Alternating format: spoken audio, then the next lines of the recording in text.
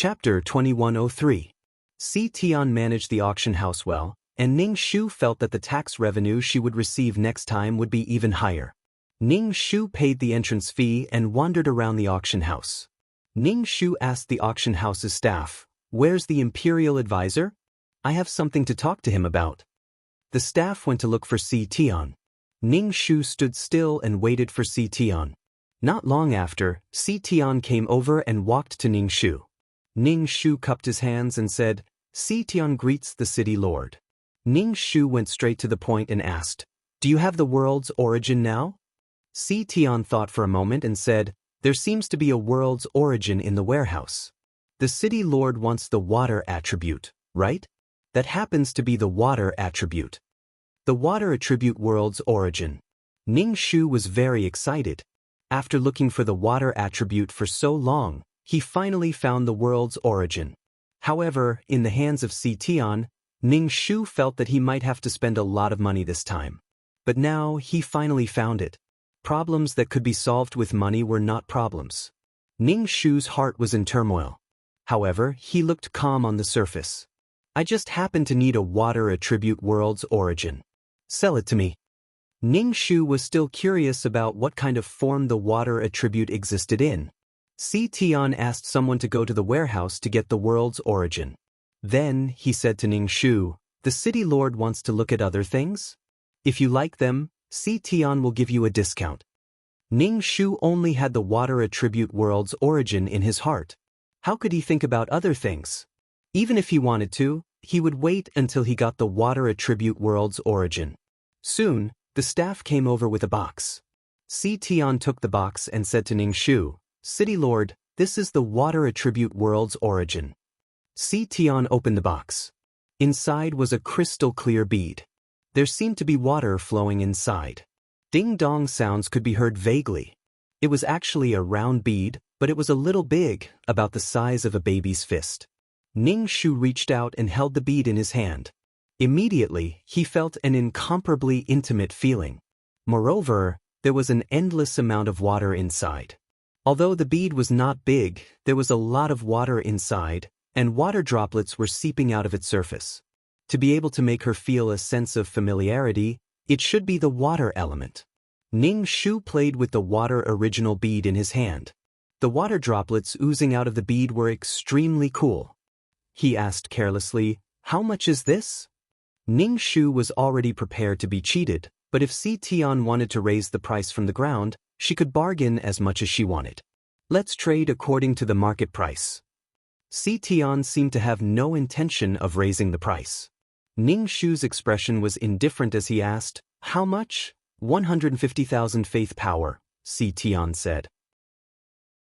Ning Shu almost threw the world origin bead directly at Si Tian's face. According to the market price, how could it be 150,000? Wasn't it between 50,000 and 100,000? Why did it suddenly cost 150,000? Ning Shu, I'm suddenly so angry, but I have to maintain a smile. The market price of your house seems to be more expensive than the market price of other houses. Ning Shu raised his eyebrows and asked, "Did she really look like a fool with a lot of money? Why did Si Tian catch her to take advantage of her alone?" "City lord, the market price of various goods fluctuates. You can look at the screen. These are the market prices." Si Tian pointed at the screen on the wall. The screen showed the trading prices of various goods. Ning Shu saw that the price of the world origin bead was indeed different from before. It had almost tripled. Why did the price suddenly become so much more expensive? Ning Shu asked with some surprise. Ning Shu felt that his luck was not too good. He had just found these things, but the price had skyrocketed. Something must have happened in the higher-ups. The prices of various goods have fluctuated. There are fewer goods circulating in the market. The price can't meet the demand. Naturally, the price has increased. Ning Shu did not hear any news. Now that he heard Si Tian say this, he suddenly felt that something could have happened to a stable organization. Did something happen? Ning Shu asked Si Tian.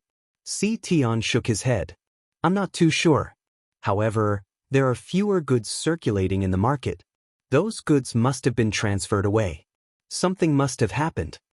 Ning Shu did not care about the 150,000 faith power. He definitely had to get the world origin. After bargaining with Si Tian for a while, Si Tian was not cheap at all. Moreover, Si Tian looked very confident. He did not seem to be worried that the things could not be sold. It was estimated that the goods on the market were really in short supply. There were only a few and not a lot. Ning Shu gave Si Tian 150,000 faith power and put away the water attribute world origin. Very good, all the world origin had been collected. All that was left was the light and darkness attribute world origin that Xiaohua had hatched. After obtaining the world origin, Ning Shu was very happy. He asked Si Tian, "You are well informed. Do you know what happened in the higher-ups?" To be honest, Ning Shu still did not want anything to happen to the organization. If it really fell apart, he did not know what would happen. The entire system would collapse and his taxes would be gone. This was a huge organization that involved all aspects. Si Tian shook his head and said, "I'm not too sure." Ning Shu walked around the auction house and did not see anything that caught his eye.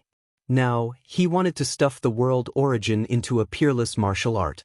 After coming out of the auction house, Ning Shu went to the shops in Water City to take a look. He found that there were fewer goods in these shops. Ning Shu asked the shop owner why there were no goods in stock. The shop owner said that there were fewer goods in stock recently. It should be said that there were no goods in stock. Ning Shu could not help but raise his eyebrows. What was the reason? Unable to find the answer, Ning Shu prepared to go to the consultation room to ask the silver-haired man. He took the initiative to ask the silver-haired man. Ning Shu walked to the door of the consultation room and walked in. Then, he waited for the silver-haired man to come out of the room. However, after waiting for a long time, the silver-haired man did not appear. He did not do business anymore. He did not want such a fat sheep that was sent to his door. In the end, Ning Shu saw a sign on the table. There were 4 words written on it. Business suspended. The silver-haired man did not work anymore. Ning Shu also noticed that there was no agarwood in the room. It seemed that something had happened. Originally, he wanted to ask the silver-haired man to resolve his doubts. In the end, he did not appear. This feeling made Ning Shu a little uneasy. When the nest was overturned, no eggs would remain intact. Even if something had happened, he still hoped that it would pass quickly and be resolved quickly. Ning Shu returned to the system space and pulled out the Peerless Martial Art from the bookshelf. Now, the Peerless Martial Art had formed a space, but it was a useless space. Chapter 2104. Ning Shu held the water attribute direct source in one hand and the Peerless Martial Art in the other.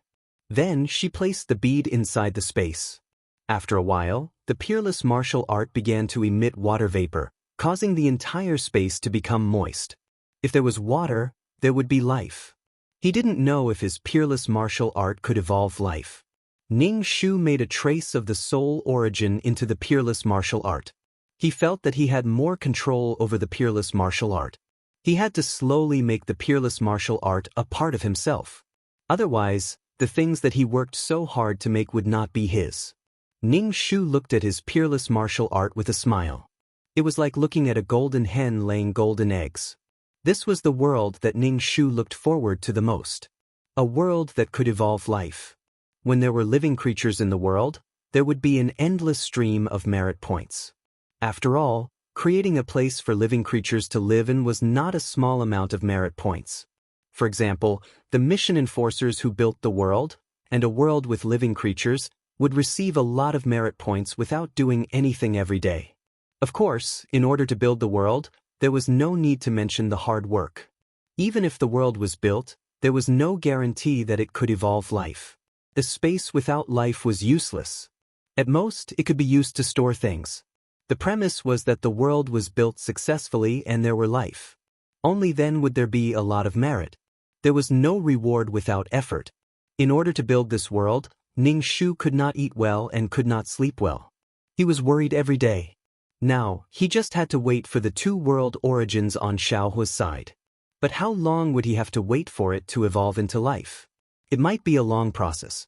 He really wanted to feel the feeling of getting a lot of merit just by sitting and lying down. Ning Shu placed The Origin of the World on the bookshelf. She stretched her body and said to 2333, "Did something big happen to the organization? Why are the prices of goods fluctuating so much? Will it affect me?" 2333 said, "Well, I don't know what exactly happened. But if the sky falls, there are tall people to hold it up. You are at the bottom of the middle level in the mission enforcers. You don't have to worry at all. If something really happens, there are people at the top who will take care of it." Ning Shu really wanted to roll his eyes. Why was 2333's comforting tone so annoying? Why did he have to belittle her? What's wrong with talking nicely? Didn't 2333 mean that she was just an ant? Even if something happened to her, she wouldn't be of any use. Sigh, my bad temper. I'm guessing that they've reduced the number of items on the market so that they can be used by the people who need them first, Ning Shu said. Ning Shu remembered that this organization seemed to have raised an army. He seemed to have seen Fragrant Wind Man once, and he was wearing a military uniform. What was the use of the army? Could it be that there was a riot somewhere? All right, it seemed like she really wasn't in the position to care about these things. If something did happen, the tall man would take care of it. Ning Shu opened up the exchange store and saw that the prices of these items had doubled. It was the fasting pill. In the past, it could be bought for 3 pills, but now, it could only be bought for 1. No matter what happened to the organization, Ning Shu still hoped to be able to settle down. Although he would be obliterated at the slightest provocation, this organization was indeed something that mission enforcers relied on. Opportunities and dangers coexisted. Those who completed missions didn't even have the chance to reincarnate. They could only run forward, but they were able to transcend reincarnation. They didn't need to suffer the pain of reincarnation and could strengthen themselves. Ning Shu still had a sense of belonging to the organization. Although he hadn't figured out the organization's full face, it did give him a chance to start over. Even if he was cheated, he felt much better when he thought about the thousands of mission enforcers who were cheated. He was most afraid of the loneliness of only you didn't hand in your homework. He was the only one who was cheated. Ning Shu opened the system's chat system and opened the Law Incarnation group to see if there were any gossip. The group seemed to be discussing the price increase of items. Ning Shu knocked on Ah-Wan alone, but she didn't seem to be online and didn't respond. Suddenly, he felt that some people had disappeared. They must have been summoned by the organization. He didn't know what had happened. Ning Shu was scratching his heart and lungs. He wanted to know what had happened, but he felt that even if he knew, there was no way to solve it. He might as well not know and do what he needed to do. All kinds of items had decreased. He just didn't know if his next tax would be affected. Although there were fewer items, the price had doubled. His tax shouldn't be reduced. But some people wouldn't buy if the price was high. In the end, it still had an impact. Ding dong. The chat system rang. Someone had sent him a message. Ning Shu opened it and immediately felt that it was incomparably grand because it was the main system that sent him a message. The content of the message was, "How many soul stones are there?" Ning Shu was delighted. This meant that the soul power or soul origin in the soul stones could be purified. Then he would have additional soul power. It was simply awesome. However, Ning Shu's head cooled down after a moment of excitement. She hadn't even found a soul stone mine. How should he reply? Should he say that he didn't have a single strand of hair? Ning Shu deliberated and replied, "This kind of thing isn't easy to find. I don't have it on hand at the moment." The main system was silent for a long time. It was probably very busy. Ning Shu flicked his fingers back and forth a few times before replying, "When you have something, we'll contact you again." Then, the main system's contact information slowly disappeared from Ning Shu's chat system. Ning Shu was speechless. "You should have left a way to chat. If I found something, how could I contact you?" All of them seemed to be afraid that others would find out their contact information. What was the point of saying it and then disappearing? Therefore, he still had to go to the 9-Palace Mountain to look for a soul stone mine. The main system had come to ask her about the soul stone, which meant that the organization was probably fine and wouldn't fall apart like what Ning Shu had thought. Ning Shu took out some spirit liquid from the spirit spring. Then, he pointed his finger and a black hole appeared in front of him. Ning Shu walked into the black hole and disappeared from the system space. Ning Shu stood in front of the 9 Palace Mountain. He reached out his hand and placed it on the stone wall. He felt a strong suction force sucking him in. Ning Shu appeared in a square. He looked left and right. It was still the first level. He suddenly realized how difficult it was to climb to the 9th level. Ning Shu felt that it might take him a long time to climb to the 9th level. He had been circling around the 1st level. He didn't know if there were more soul stones on the 1st level or the 2nd level. Chapter 2105. Ning Shu didn't have any other dreams right now. She wanted the soul stone mine to benefit from the main system. Then, she would have the soul power to do missions and the soul power inside the soul stone. DT top quality soul stones didn't just contain soul power, they also contained soul origin. Just thinking about it made her excited. But to find a soul stone mine was like finding a gold or silver mine. It wasn't easy at all. Most of them were owned by powerful people.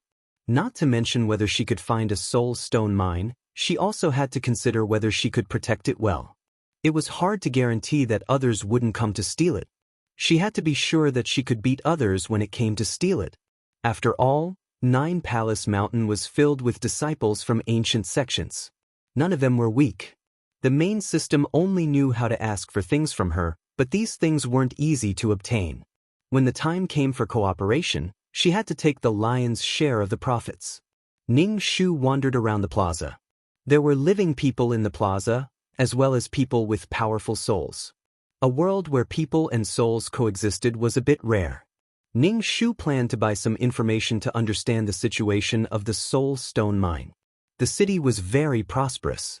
There were all kinds of shops, weapons, and magic tools. There were magic tools that could harm souls, and magic tools that could absorb souls. Because of the existence of souls, magic tools were also developed in this direction.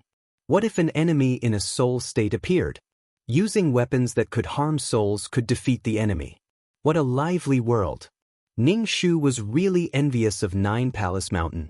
It seemed like this 9 Palace Mountain was even better than the peerless martial arts she painstakingly created. After all, peerless martial arts didn't have its own rules and heavenly Tao.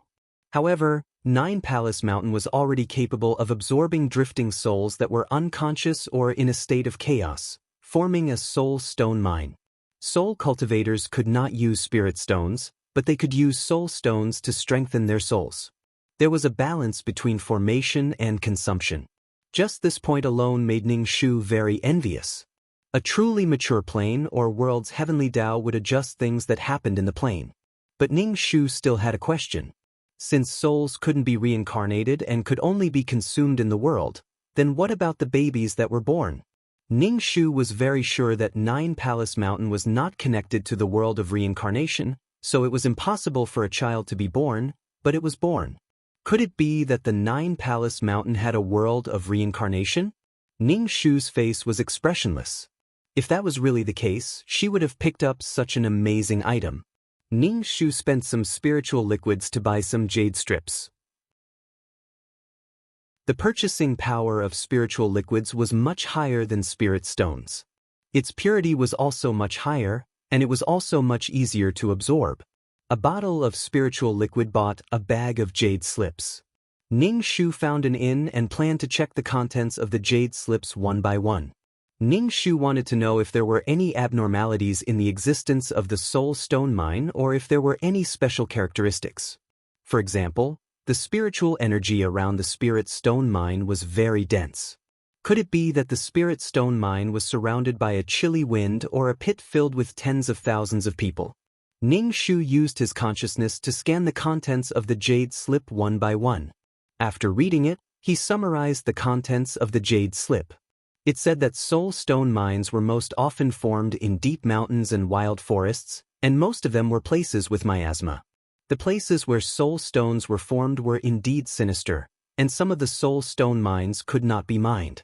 Things like miasma were not a big deal to cultivators, and could be solved with a pill. Some soul stone mines had a type of wind, and this wind could blow away souls. Even a living person's soul could be blown away, and they would become the living dead. Mining the mines required a lot of people, and some of them were people with low cultivation. This kind of mine was not easy to mine, and some people gave up. Ning Shu saw some unmined soul stone mines on the map, and immediately smiled. He thought that he would have to look for them himself, but now there were ready-made ones. The prerequisite was that he could survive. Who wouldn't want good things? These unmined soul stone mines must be very powerful, or else they would not have been left unmined until now. Moreover, these places were all listed as dead places. For powerful cultivators, these places were all dead places, and ordinary people would probably be blown to death by the wind. Ning Shu kept the jade slip and prepared to take a look. The prerequisite was that he had to protect himself. The things were good, but his life was more important. Ning Shu planned to take a look. If he had the conditions to mine, he would definitely mine. If he couldn't, he would look for another one. After all, the world was very big. What Ning Shu did not expect was that this world was divided into several continents. Ning Shu's heart ached again. He thought about how tired he was to build this world, but he did not expect that the Nine-Palace Mountain would naturally form a world. It had probably existed for a long time, and her peerless martial arts had only existed for a few hundred years. Ning Shu went to the place marked on the jade slip. After flying for a while, he arrived at a huge mountain range. This mountain range was not primitive, and towering trees covered the sky. Fallen leaves fell to the ground, and they rotted together with the corpses of insects and beasts, forming a miasma. The entire mountain range seemed to be enveloped in a sea of fog, and it was a black fog. In this situation, if it was a normal person, they would definitely be poisoned to death by the miasma. It did not affect cultivators much, but the astral winds were powerful. Ning Shu felt that this world was following the wind. There were wind blades, and now there was wind that could destroy souls. Wind was truly a terrifying thing. As Ning Shu flew, he used his mental energy to scan the situation below. The miasma below was even thicker, but this world was big enough. If the miasma was blown everywhere, normal people would be poisoned to death. The mountain range was deathly silent, and there were also wild beasts. However, these wild beasts had adapted to the miasma, and when they opened their mouths, a foul miasma would spurt out. Sensing that someone had invaded, they all raised their heads to look at the sky. Ning Shu hurriedly flew higher. If he flew lower, even if he was a soul, he could feel that the miasma had an effect on his soul. After flying for a while, he still had not reached the place marked on the jade slip. It would be difficult for normal cultivators with low cultivation to mine the soul stone mine under such circumstances. As he got closer and closer to the soul stone mine, Ning Shu heard the howling of the wind. It brought with it a cold feeling that blew on his body, causing his soul to feel as if it was about to freeze. If he smashed it with a hammer, his soul would be split into several pieces. This feeling made Ning Shu not dare to continue forward. He had a bad premonition. After experiencing so many dangers, he had a certain premonition and sense of danger. /HTML/book/39/39163/L Chapter 2106. No wonder the soul stone mine wasn't mined yet. She wasn't even close to the soul stone mine yet. She couldn't imagine what would happen if she got closer. It wasn't easy to pick up scraps. Since it wasn't mined yet, it must be extremely dangerous. Ning Shu was a little hesitant. Should she go over? Wealth came from danger, but it was too dangerous. If she didn't even have her life, she wouldn't be able to enjoy any wealth. Nothing was more important than her life. Ning Shu pointed her finger and a water barrier appeared in front of her. Ning Shu was like a round bubble. Ning Shu slowly walked towards the soul stone mine. The closer she got to the soul stone mine, the stronger the wind. Ning Shu felt that her water bubble was about to be blown apart by the wind. Ning Shu felt that her entire body was frozen. She didn't have a body and was only in a soul state, but she was so cold that her brain was confused. Even her thoughts were slowed down. It was so cold that her brain couldn't think. What kind of wind was this? The world was so big that it existed everywhere. Ning Shu knew that she wasn't very knowledgeable, but she was still shocked by this wind. It directly targeted the soul. Ning Shu kept strengthening her water barrier, hoping to resist the attack of the cold wind. As she got closer to the soul stone mine, she felt even colder. Ning Shu couldn't help but hug her arms. I can't hold on any longer. Should I retreat? Ning Shu felt that it was a little difficult and she was a little scared. Ning Shu decisively retreated. She believed in her own feelings. Ning Shu pointed her finger and a black hole appeared in front of her. Then, she quickly jumped into the black hole and appeared outside Nine Palace Mountain. Ning Shu looked at the gloomy world inside. Sure enough, the soul stone mine was not that easy to obtain. There was no way to mine the soul stone mine. It was such a difficult mining process. No matter what, she had to take the biggest share. This mine definitely couldn't be mined. That was why it was left until now. Ning Shu returned to the system space. Her whole body was cold. She wanted to find a fire to warm herself up. She laid on the sofa and sighed. If there was no way to mine the mineral deposit, then she would have to search the entire world for a soul stone mine. This method of searching was no different from looking for a needle in a haystack. Ning Shu realized that if he really wanted to obtain a soul stone mine, he could only mine such a vein. Ning Shu's teeth were chattering. He had not felt so cold in a long time. After his soul warmed up a bit, Ning Shu let out a sigh. He looked at the pool of spirit spring water. Besides opening up a spirit stone mine, was there any other way? For example, exchanging spirit spring water for spirit stones? Why did he have to use such a dangerous method to mine soul stones? It was dangerous and laborious. But before that, Ning Shu needed to test one thing. Ning Shu looked at the water tank in the corner and then carried it into the black hole. 2333 called out to Ning Shu, "What are you doing? Didn't you say that this thing can assimilate a lot of things? I'll put it next to the mine and see if it can assimilate the wind." She bought it for 500,000 merit points. She felt very depressed when she saw it in the corner collecting dust. She couldn't even raise a fish.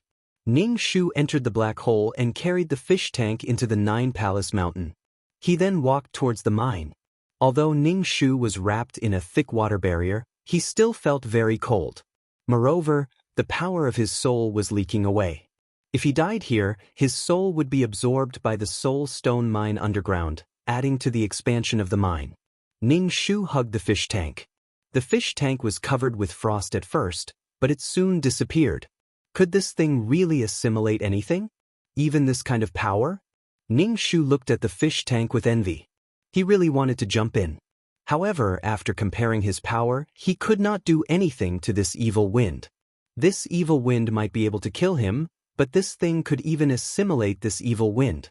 If he jumped in, he would definitely die. There was no chance of luck. Ning Shu set up a barrier around the fish tank and placed it around the mine. Perhaps one day, it would be able to assimilate these strange winds. Ning Shu placed the fish tank here peacefully. She had set up a barrier. Without her permission, the barrier could not be opened. If someone touched the barrier, she would feel it. Moreover, very few people were able to enter this place, so Ning Shu was very relieved. Finally, he flew out of here. When he reached the city, Ning Shu took out bottles of spirit liquid and set up a stall. He planned to exchange the spirit liquid for soul stones. Ning Shu opened a bottle as a sample to see how pure the spirit liquid was. Gradually, people came to the stall to inquire. Ning Shu explained that he was a soul and wanted to exchange the spirit liquid for soul stones to cultivate. Some people checked the purity of the spirit liquid and felt that it was very pure. They asked Ning Shu how to exchange it. Ning Shu rubbed his hands and said with a smile, "How do you think I should exchange it?" Ning Shu did not know much about the level of consumption here and did not know how to exchange it. Moreover, the purity of her spirit liquid and soul stones was very high. It should be considered a top-grade soul stone. If she let the other party bid, the other party would definitely have some concerns. It would not be too much of a scam. Of course, there were also people who wanted to take advantage of the situation. Ning Shu pretended to be unfathomable. There were many cultivators around the stall. A cultivator hesitated and said, I will exchange 10 soul stones for your bottle of spirit liquid. Ning Shu was satisfied. She did not need the spirit liquid, but she needed the soul stones. Ning Shu said, I have to see the purity of your soul stones. Soul stones were the same as soul stones. They had a purity requirement. The cultivator thought for a moment and took out 10 soul stones from his mustard seed pocket. Ning Shu checked the soul stones and frowned. Do you have any soul stones with a higher purity? The cultivator shook his head. Well, her first business was off to a good start. At least she could get soul stones in this way. Ning Shu was still very happy. Ning Shu gave the other party a small bottle of spirit liquid and then put away the 10 soul stones. Seeing that the first one was successful, people continued to exchange. However, Ning Shu wanted 20 soul stones of poor quality. If the quality was better, Ning Shu could ask for less. This spirit liquid was just a drop in the ocean in her system space. She might be able to exchange it for a lot of soul stones. After exchanging the spirit liquid, Ning Shu also obtained a lot of soul stones. Some were of good quality, and some were of average purity. Ning Shu packed up her stall. The next time she set up her stall at a different location, there were already quite a number of people looking in her direction. No matter where it was, there would always be a case of a black cat eating another black cat. This was especially true for cultivators, who seized the world to nourish themselves. As long as there were resources, they would snatch them. Ning Shu turned and left. Some people were still following her. Ning Shu quickly walked out of their sight and disappeared into the black hole. /BK. Chapter 2107. Seeing that the person they were following suddenly disappeared, the people chasing after him all had ugly expressions. Firstly, because they lost their target, and secondly, because the other party might be very powerful. Ning Shu returned to the system space and got more spirit liquid from the spirit liquid pool to trade. This method was much safer than mining, so he would trade as much as he could. Ning Shu once again appeared in the Nine Palace Mountain, but this time, he set up a stall at a different place. This time, Ning Shu had the same situation as her first transaction. She raised the price slightly and did not bargain. The pure spirit liquid was very popular, but of course, there were some people who wanted to eat it for free. Ning Shu flicked his finger and used the power of law to restrict these troublemakers, making it impossible for them to come out. This kind of method deterred some people with bad intentions. There was no such thing as peace and harmony here, only absolute power could deter some people with bad intentions. In order to avoid trouble, Ning Shu would change places after having sex. She didn't trade at a fixed place. After trading for a period of time, Ning Shu had actually gathered a lot of soul stones. This was much faster than mining or veins, and it was also much safer. Furthermore, Ning Shu was only trading with idle cultivators. He wasn't from a big clan yet. If he traded with a big clan with spirit stone mines, he would definitely get more spirit stones. Looking at the spirit stones that filled half of the system space, Ning Shu finally had the confidence to send a message to the main system asking for cooperation. Then, Ning Shu found that he didn't have a way to contact the main system. This time, he tried to contact it, but the main system erased it. How was he supposed to contact it now? Ning Shu asked 2333, "Can you contact the main system? This trade must be done." 2333 grunted and didn't say anything for a while. Ning Shu frowned and asked, "What do you mean by achm? You know that the system is also a soul, right?" 2333 said. Ning Shu, "I know. You said that you used to be a great devil who was imprisoned for billions of years." What a retarded devil. Ning Shu didn't know why 2333 would bring this up. His mind raced and he finally said, "Don't tell me you want a piece of the pie?" If she successfully cooperated with the main system this time, she would have extra soul power. 2333 immediately said, "You've become smarter." Ning Shu, "Get lost. If you can help me get a high percentage, I might even give you a part of it." Ning Shu said. If 2333 didn't put in any effort and still wanted to pick it up for free, how could there be such a good thing in the world? When there's meat, everyone can eat together, but 2333 still has to do something. I'll try my best. But don't be naive about the main system. It will try its best to lower the price. 2333 said. Alright, help me contact the main system, Ning Shu said. 2333 made the report. Ning Shu was checking his spirit liquid pool. He didn't care about it before, but now that he could exchange it for spirit stones, Ning Shu was especially concerned about it. He had discovered this when he was in the Mirage Stone and the World Stone. Now the World Stone and the Black Hole had fused into a space that he didn't know if it was the reincarnation world or not. Inside the pool, there seemed to be koi fish swimming, lotus flowers were blooming beautifully, fluttering in the wind. It was very charming. Ning Shu was worried that the spirit liquid in the pool would be used up. Looking at the system exchange store to see if there were any spirit stones, spirit liquid and the like. If there were, he could exchange it and then go to the 9 Palace Mountain to exchange for spirit stones.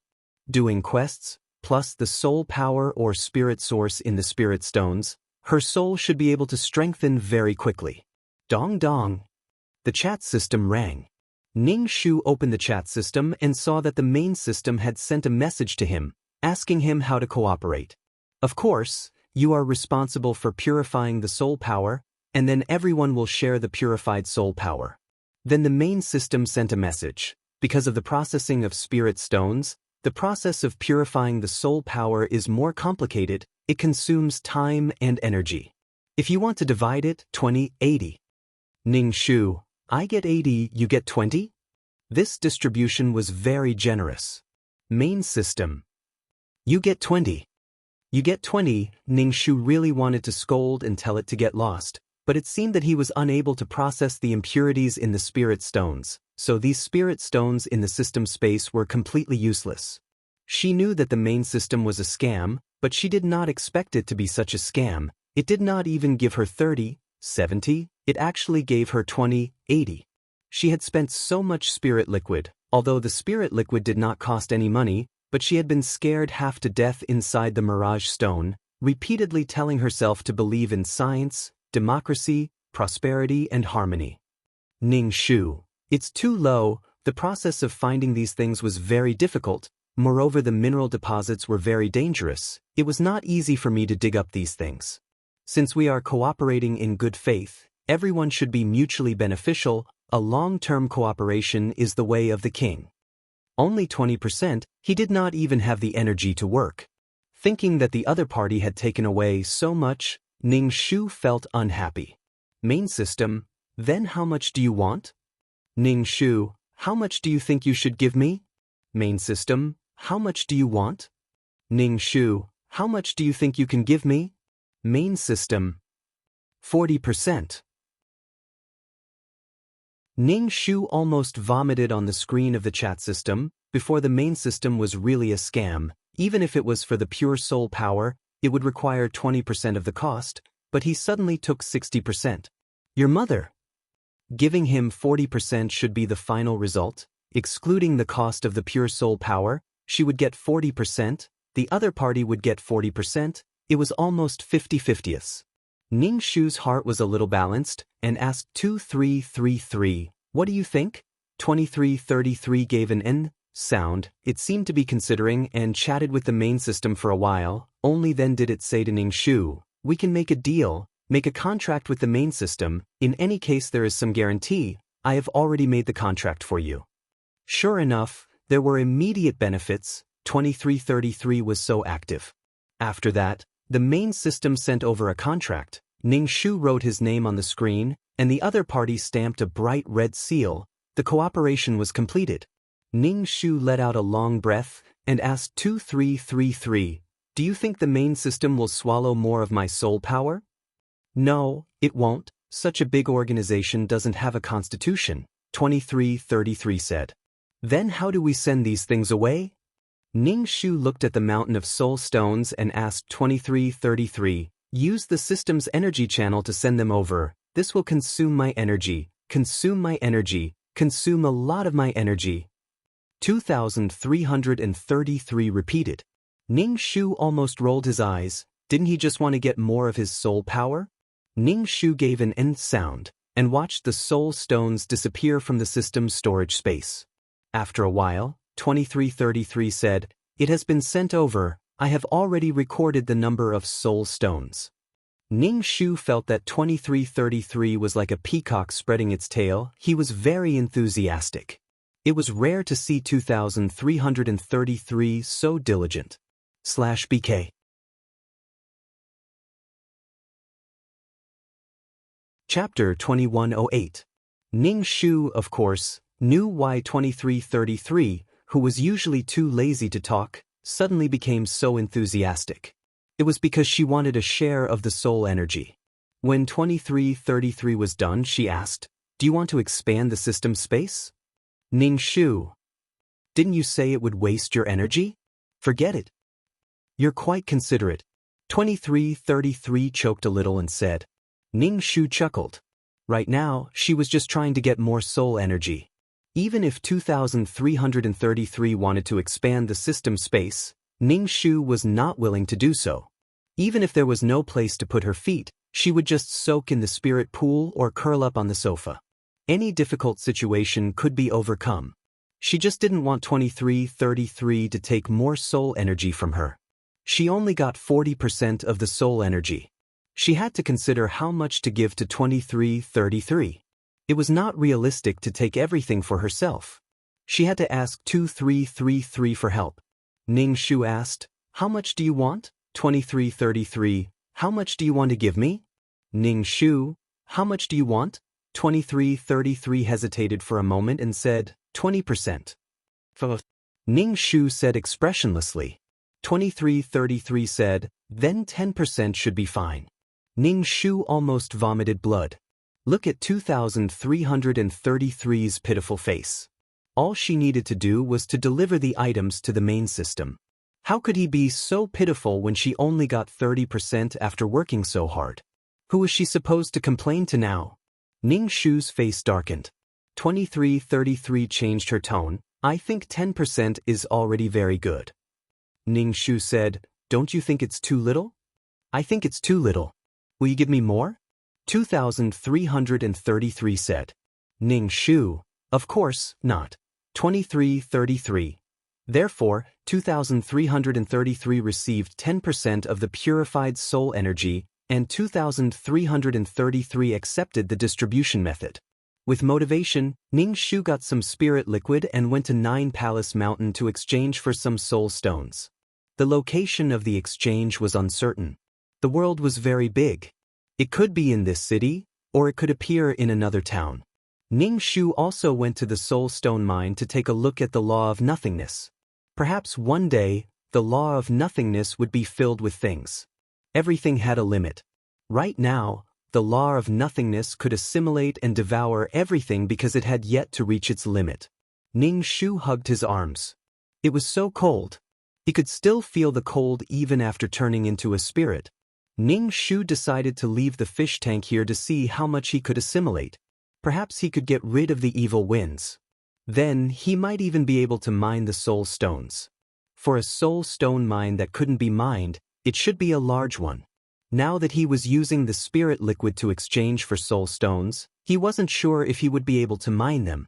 For the sake of a bit of pure soul energy, Ning Shu had really broken his legs. He didn't know how the main system purified souls. The soul energy contributed by the envoys wasn't pure. It had to be purified first to remove all the impurities and negative things in the soul energy before it was given to the envoys. Ning Shu felt that he had to go to the higher world. He heard that the higher the world, the higher the level. Even if it was to collect soul stones, he had to go to the higher world. The people in the higher world were definitely stronger than the people in this world. After all, he had to go through a mountain of blades and a sea of flames to go up. The wind blades could even cut through his soul. Ning Shu originally wanted to go to the Wind Canyon to look for the spirit replenishing fruit. Eating the spirit replenishing fruit could strengthen his soul. However, there were so many tentacles on the tree. What if he got entangled? This wasn't a simple tentacle play. If he got entangled, he would be done for. She felt that 9 Palace Mountain was very dangerous. Should she go through the mountain of blades and sea of flames to enter the second level? It was better to take it slow. She hadn't figured out the world on this level. She would go after she figured it out. Moreover, there were still a few unmined soul stone mines that she was worried about.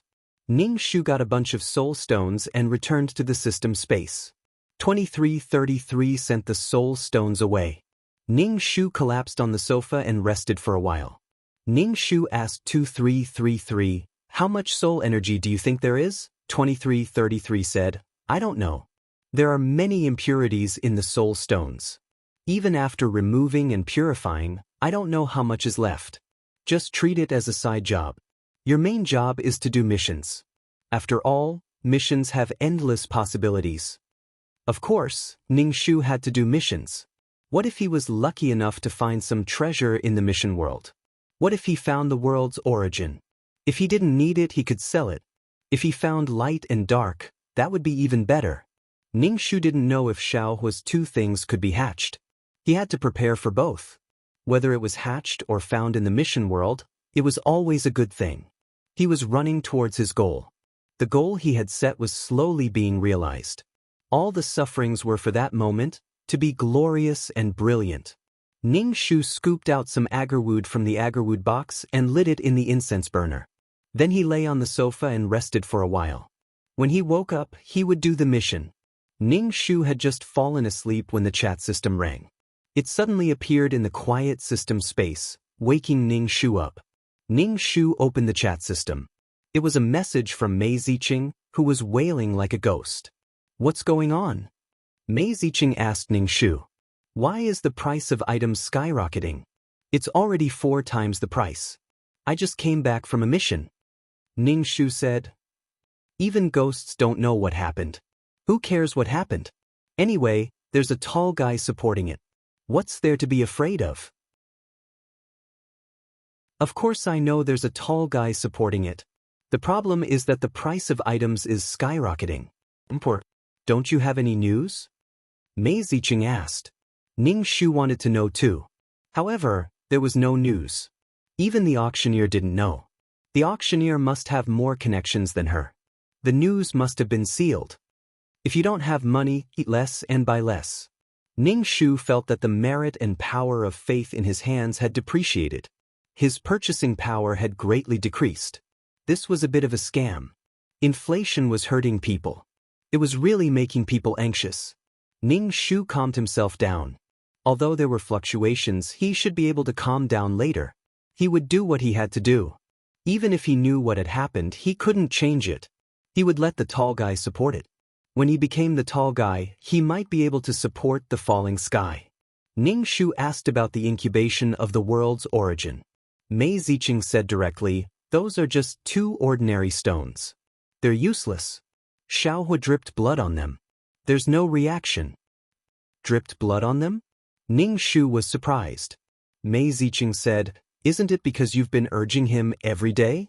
Xiaohua felt that it was his responsibility and dripped blood on them. After all, he's the world's origin. His blood contains the power of the world's origin. Just like humans, it's not good for his body if he loses too much blood. Ning Shu said, "I was wrong. I won't urge him anymore."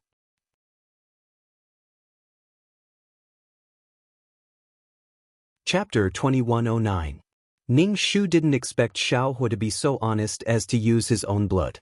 He had some doubts about the 2 lumps in his heart. He doubted whether they were real or not, but he still asked about them from time to time. "Ning Shu, if they aren't, I'll let Xiaohua play with them in the future." Mei Ziqing, "What's so fun about them?" Ning Shu, "That you have a point. Ning Shu, don't let him use his blood. Incubate them slowly. If they hatch, then do it. If they don't hatch, then forget it. After all, they were inanimate objects. How could they compare to life? Furthermore, Xiaohua was the source of the world. It wasn't easy. He needed luck and coincidence. He also needed to be favored by the heavens. Otherwise, he would be the only one who had gained sentience. Mei Ziqing, after the first time, I didn't let him do this kind of thing. What if he loses too much blood and becomes anemic? Ning Shu, anemic is unlikely. Although Xiaohua had a child's IQ, his ability was there. He was the source of the world. Mei Ziqing, how do you know it's impossible? You don't feel bad for someone who isn't you. Ning Shu. I was wrong.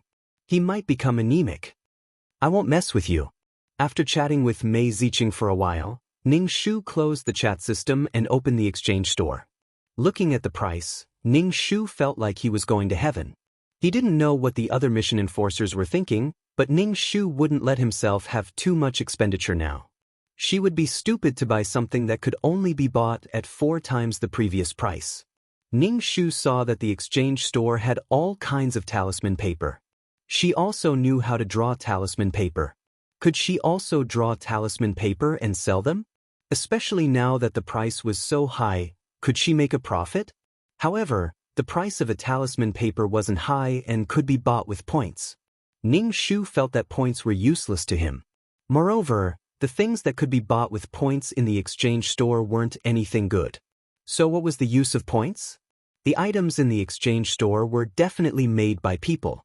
Were there craftsmen in the organization? Other than the mission enforcers and the system, there were also all kinds of talented people and the army. This organization was bigger and deeper than she had imagined. It was a big tree with many branches and leaves, each operating independently. I wonder how long this organization has existed. The more he thought about it, the more he felt that the mission enforcer was just one of the branches. This was just the tip of the iceberg. He knelt before the huge organization. What was the purpose of the organization? Ning Shu was too lazy to think about it. It was useless to think about it. When he was strong enough, he would definitely be able to come into contact with the organization's internal affairs. Ning Shu felt that he was still a non-staff member of the organization. He reckoned that he wasn't even a regular worker. Was she a temporary worker? The feeling of being a temporary worker was really hard to get rid of. If I do something wrong in the future, can I use the excuse that I'm a temporary worker? Alright, he didn't even have the chance to explain before he was killed. There was no such thing as a mistake here. All he had to do was admit his mistake. That would cost his life. He had to be extremely careful, as if he was treading on thin ice. Ning Shu yawned. He was woken up by Mei Ziqing, so he went back to sleep for a while. After waking up, he felt refreshed. Although he was in spirit form, Ning Shu felt much better. At least he didn't feel so tired anymore. Ning Shu opened the systems exchange shop and bought some fasting pills. He spent 4 times the price to buy these pills. He didn't feel that it was a small thing, but if he had bought something expensive, it would have scared him out of his wits. However, the price still didn't show any signs of dropping. He completely ignored the mission enforcers. Ning Shu said to 2333, "Go do the mission." 2333 asked as usual, "Do the system's mission?" Ning Shu, don't you think it's embarrassing for you to say that? If it was rejected, it would seem inhumane. Just do it. The system's mission wasn't easy anyway. It was especially tiring to fight someone who had activated the everlasting hack. Therefore, it usually took a while. Although it was a mutually beneficial thing, it was still tiring. Sometimes, it could be seen from some details that 2333 didn't care much about her. They were all strangers before.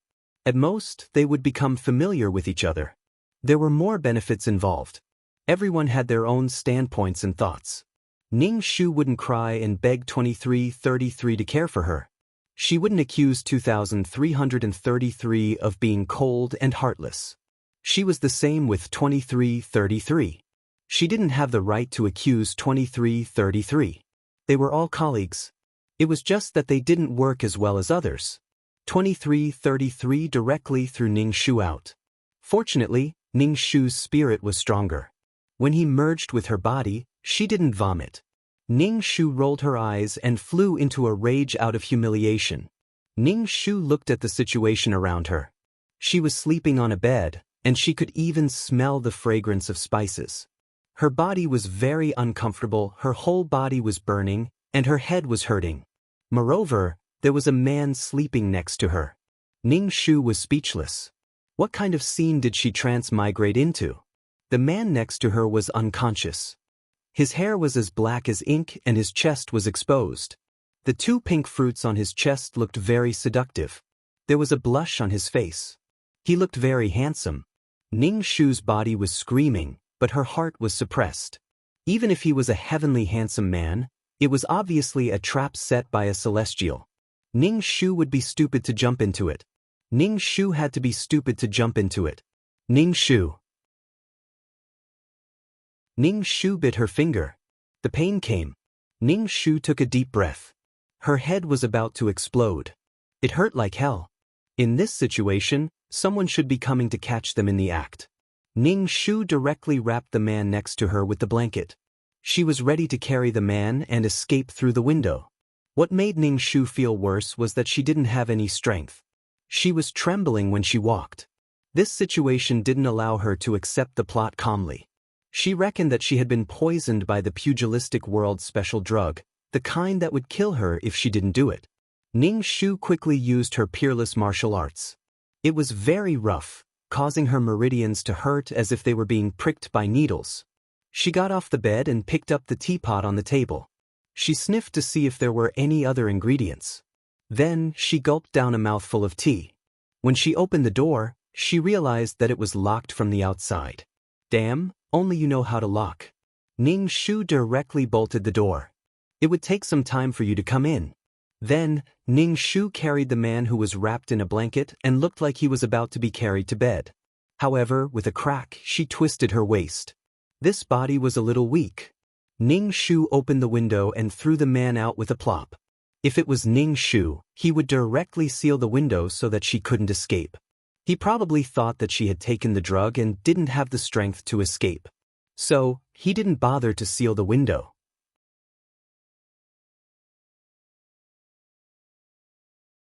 Chapter 2110. Ning Shu used his spiritual power to scan the room inch by inch to see if there were any items that could prove his identity, such as jade pendants or jewelry. If these things were left behind, even if she ran away, some of the items would be in vain. Ning Shu quickly walked to the bed, lifted the quilt, and saw an earring. It was a white jade earring. Ning Shu touched his ear. Sure enough, his left ear was missing an earring. He grabbed the earring on the bedsheet. Ning Shu looked at the messy bedsheet and tidied it up. The front yard was bustling with noise. There must be something going on. There was a banquet. She was doing something with a man in the back. A group of people were trying to catch her in the act. Ning Shu didn't know how many times he had seen this kind of domestic drama that humiliated people's innocence. Especially in ancient times, if she encountered an era that was extremely harsh on reputation, she probably wouldn't be able to survive. Ning Shu hung the earring in his ear hole. He held it in his hand and accidentally dropped it again. Ning Shu climbed out of the window. Behind the room was a bamboo forest. The bamboo wind rustled, and there was a quiet and elegant feeling. Before, the furnishings in the room were quite good. Could it be this man's room? Ran into someone's room and wanted to do something bad. Ning Shu sweated in his heart. He didn't know who designed this. Could it be that the client lost his mind and rushed into a man's room, especially when there were so many people in the front yard? Ning Shu dragged the man away. When he reached the place of the rockery, he was already tired and sweating. There were still remnants of the drug in his body. Ning Shu wiped the cold sweat on his head. He didn't expect to be in such a passive situation. As for the unconscious man, Ning Shu intended to leave him here. It was very kind of him not to leave him at the scene of the adultery. He guessed that he was also one of the people who had been plotted against. They were in the same boat. Ning Shu's meridians hurt like needles. It seemed that the meridians of this body were very blocked. It was a waste of martial arts. Even if his body absorbed the spiritual energy, his meridians were like blocked sewers, unable to circulate the spiritual energy. The most important thing now was to get through this. Ning Shu tidied up his clothes and hair, quietly waiting for things to develop and accepting the plot. He also had to slowly open up the meridians in his body and open up the blocked meridians. She could only use her spiritual energy to drill into her meridians, but it was a little painful, causing her skin to bleed. Ning Shu began to accept the plot. He thought that this was an ancient world where men were superior to women, but he didn't expect it to be a world where women were superior. Furthermore, the client's status was not low. She was actually a member of the royal family, and she was the crown princess. This identity was beyond Ning Shu's expectations. Someone was plotting against the crown princess. If nothing unexpected happened, the crown princess would become the empress in the future. The empress? The client's name was Ni Bingyan. She was the crown princess of the Li state. Her mother was the empress, and her father was the empress. Ni Bingyan was not a very competent crown princess in the Li state, where everyone worshipped martial arts. Because she was weak, people often called her a useless crown princess behind her back. The courtiers also said that the crown princess really couldn't become a crown princess. She was so weak that she didn't have the might of a crown princess at all. Fortunately, her mother, the empress, was not so soft that her child was really disabled. However, Ni Bingyan received a lot of strange looks. Sometimes, Ni Bingyan wanted to be an ordinary prince. She was so timid. After all, her physical condition was there, and it couldn't be changed by hard work. The whole nation worshipped martial arts. Even children could do a few somersaults. Ni Bingyan was really embarrassed, especially when her sister was very outstanding. This was even more embarrassing. The cowardly crown prince thought about how to get from the position of crown prince without hurting his own life. He was the empress's daughter, so he wouldn't be demoted to a commoner. As for today's scene, it must have been planned by her sister. It was the prime minister's birthday, and then the crown princess humiliated the prime minister's son. In fact, neither of them had sex. After being splashed awake, they opened their eyes and saw the empress in a luxurious dress and the prime minister with a dark face. Now that things had developed to this point, they could only go on like this. The empress bestowed a marriage between her daughter and the prime minister's son. Ni Bingyan was in fear and trepidation. She thought that she would be removed from the position of crown princess, but she still kept it. Ni Bingyan was in a complicated mood. The position of crown princess really made her feel like she was sitting on pins and needles. Sitting on the top, her sisters were all jealous and wanted to do her. If she came down, she might even lose her life. It was hard to get off the tiger. The cowardly crown prince of Li State and Fenjiaxuan, the son of the peerless prime minister, got married. Countless women in Li State beat their chests and stamped their feet. How could such a man be married to the crown prince who had no achievements and occupied the position of crown princess? Ni Bingyan felt that she had to thank her sisters for being able to marry Fenjiaxuan. A man like Fenjiaxuan was rare in the world. He was good at literature, martial arts, playing the piano, fighting in wars, writing poems, and killing people. He was so perfect. The most important thing was that he was neither servile nor overbearing, and he didn't have the seductive attitude of ordinary men. However, after the marriage, Ni Bingyan was dumbfounded. Fenjiaxuan didn't sleep with her at all, and he didn't let her touch him either. They slept in separate rooms.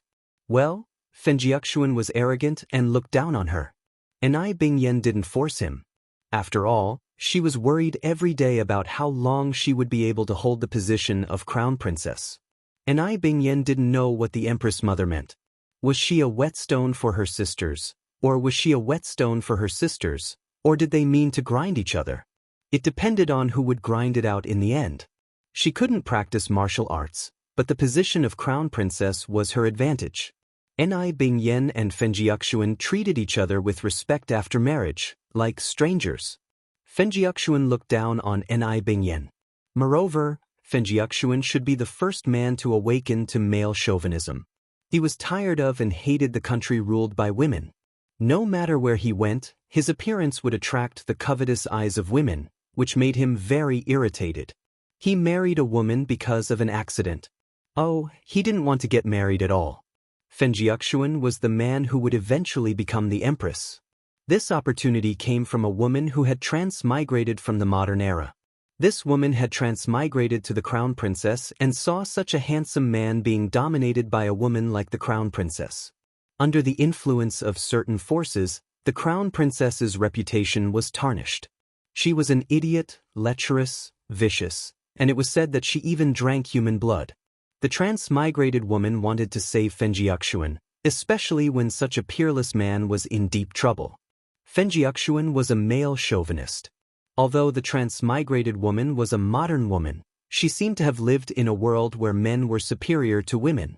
Even if society didn't oppress women so much and paid attention to equality between men and women, she was still a bit servile. She often came to the crown princess residence to see Fenjiaxuan.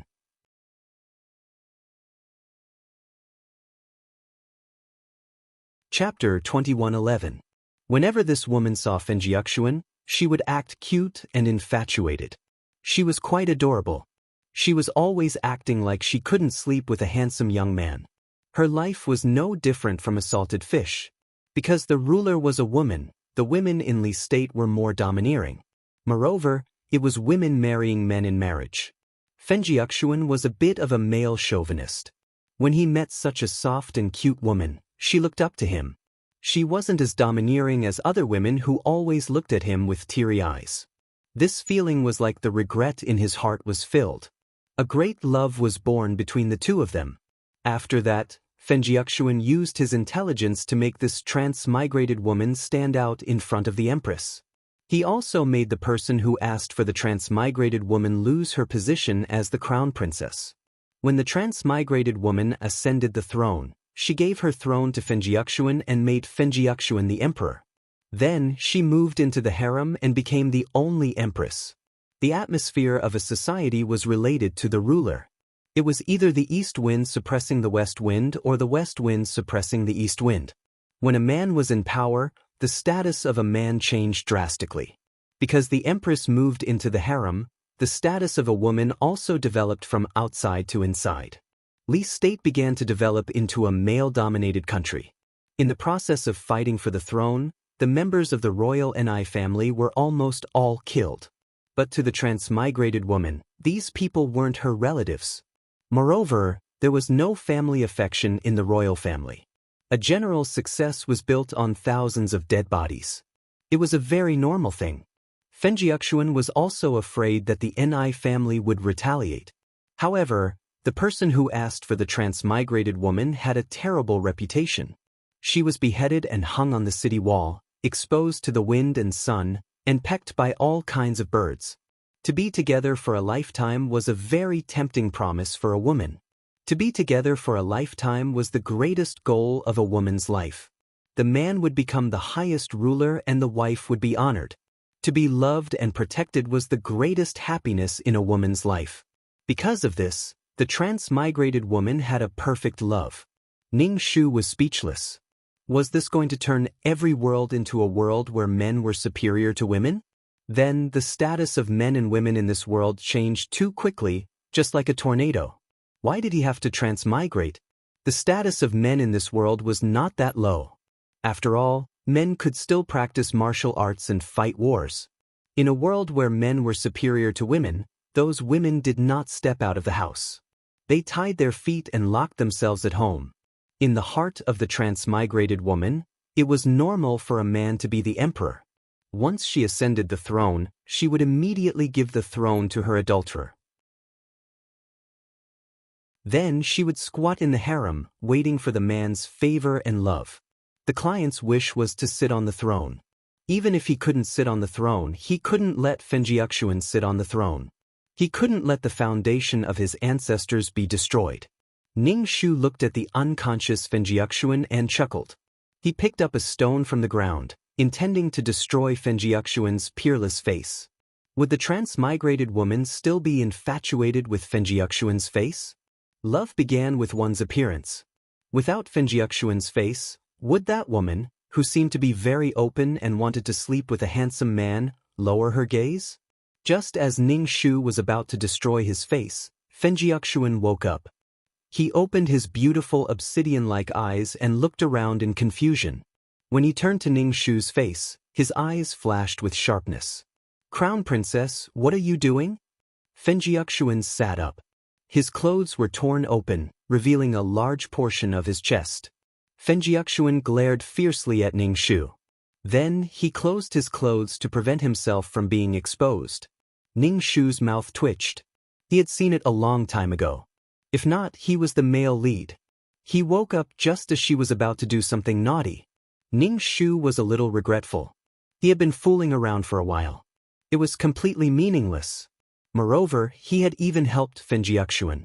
If she had accepted the plot earlier, she would have just laid in the room with Fenjiaxuan and quietly waited for someone to catch them in the act. If she married Fenjiaxuan, then so be it. It was better than letting him be together with the transmigrated woman. Even if Fenjiaxuan and the transmigrated woman were together, the history books would record it. He and his sister-in-law had to tell the story. Then, his sister-in-law would give up the throne for him and let him ascend to the throne. The transmigrated woman was not a person of this world.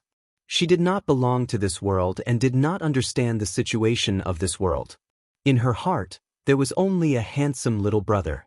In her heart, she probably felt that her mission in coming to this world was to help the deeply troubled Fenjiaxuan reach the pinnacle of life and ascend to the throne. At the same time, she would also obtain a beautiful love story and become the woman behind a successful man. Young Master Feng is so smart. He should be able to understand the current situation with one look. Ning Shu said indifferently. All kinds of thoughts flashed through Fenjiaxuan's mind. He glanced at Ning Shu. Someone probably wanted to make a move on the Prime Minister's residence.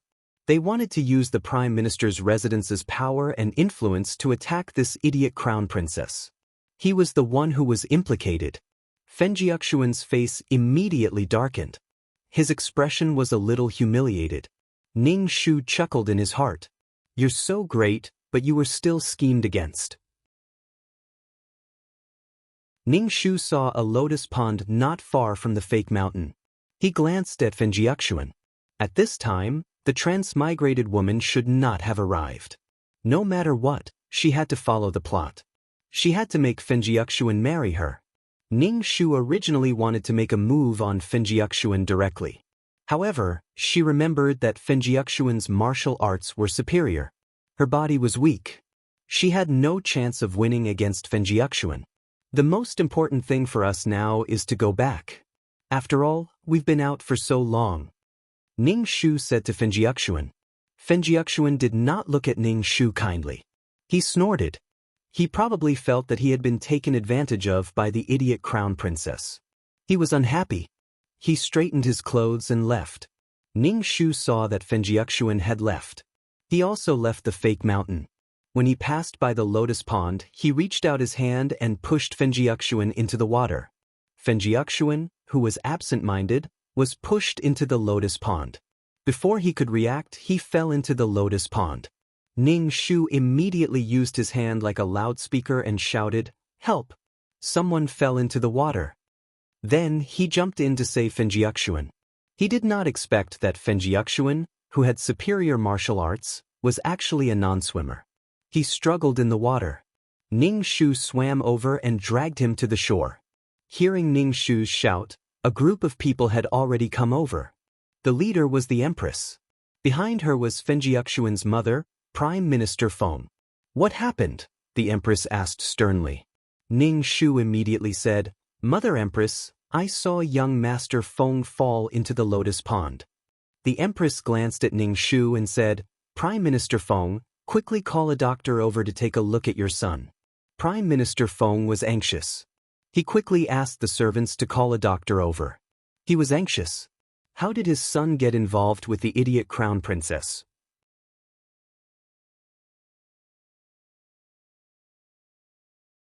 Chapter 21:12. Ning Shu suddenly had a feeling that the heavenly Tao was in the cycle of reincarnation. She wanted to see who the heavens would spare. Men used this method to extort women, and Ning Shu was now using the same method to extort men. One day, men would be incomparably sullen because of their reputation.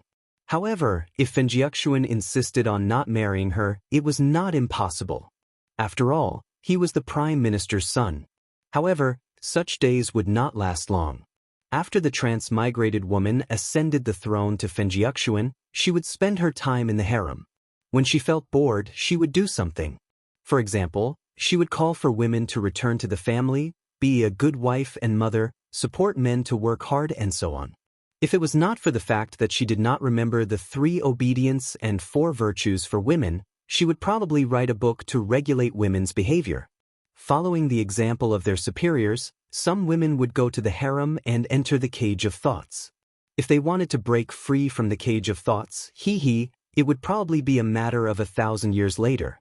The castration of thoughts was more terrifying than the torture of the body.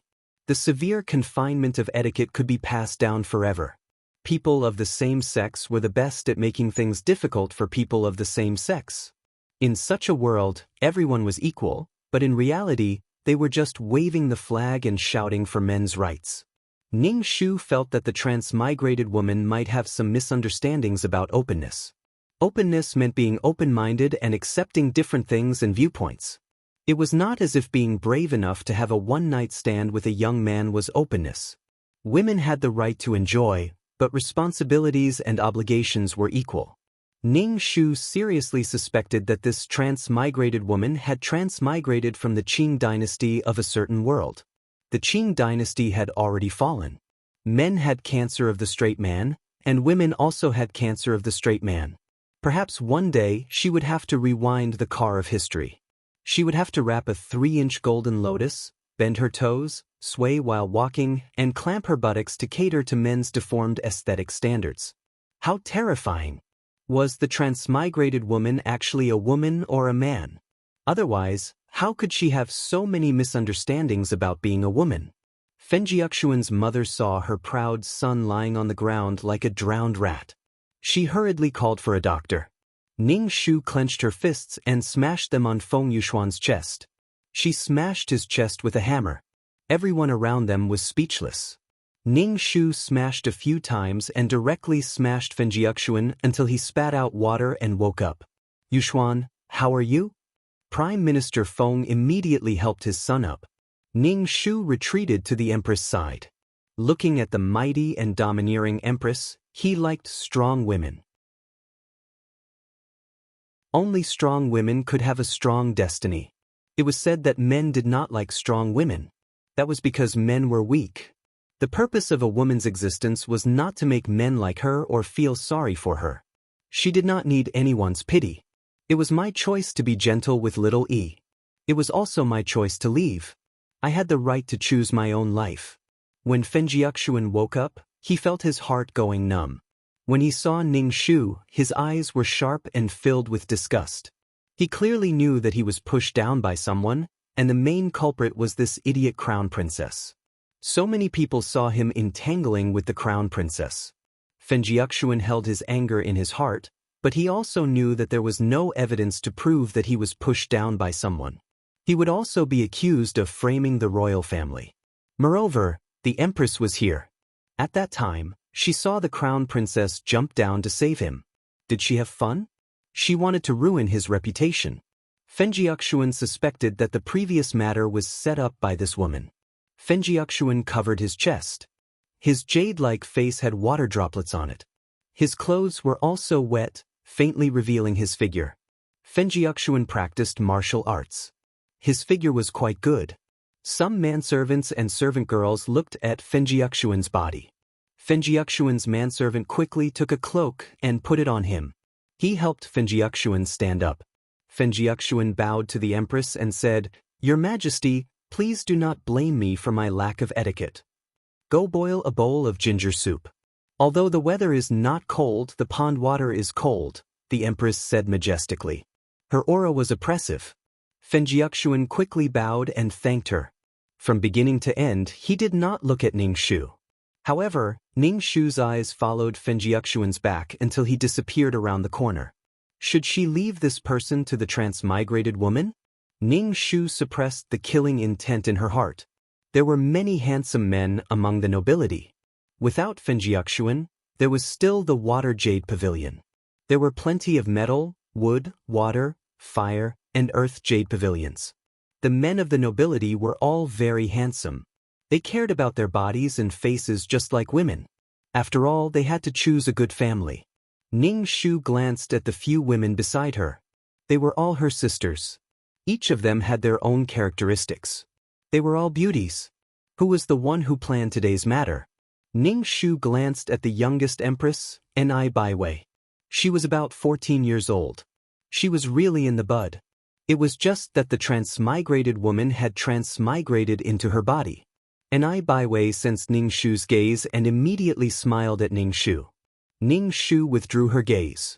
Therefore, she temporarily left Fenjiuxuan alone. Moreover, Fenjiuxuan was the prime minister's son. Moreover, he was someone the empress trusted. Fenjiuxuan could be said to be the most handsome man in the Li state. His genes might have come from Prime Minister Feng. Prime Minister Feng was a charming woman. She looked very charming, but she was very imposing when she kept a straight face. For example, right now, Prime Minister Feng was looking at her with displeasure. It was probably because the Empress was by his side that Prime Minister Feng was suppressing it. Even if the Empress treated her well, he was still a subject and could not overstep his boundaries. Prime Minister Feng then said to Ning Shu, "Your Highness, please change your wet clothes so that you won't catch a cold." Ning Shu was a little uneasy. He nodded and followed the maid to the room to change his wet clothes. Then he returned to the banquet. The Empress sitting opposite him laughed and said to Ning Shu, "Big sister, you are so embarrassed." Ning Shu glanced at the Empress, who was holding a wine cup and talking to Prime Minister Feng. She did not seem to notice the quarrel here. Then he said, "Fourth sister, you jumped into the water and did not look embarrassed. Didn't your clothes get wet?" The Empress sitting opposite him smiled. "I just did not expect you to have the courage to jump in to save people. Or were you attracted by young Master Feng's peerless charm?" Usually, the person who entrusted the task was very careful. They were afraid that they would make a mistake and lose their identity as the crown princess.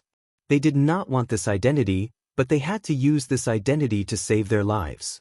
Ning Shu touched the wine cup and said, "Saving a life is better than building a 7-floor pagoda." Big sister is so kind. The Empress stopped the topic and did not say anything more. Because Fenjiuxuan had fallen into the water, Prime Minister Feng's banquet had a strong start but a weak finish. Back in the palace, the Empress asked Ning Shu to stay. Ning Shu faced the Empress respectfully. She was very timid. The Empress looked at Ning Shu. Ning Shu felt a sharp gaze sweep over him. He immediately lowered his head.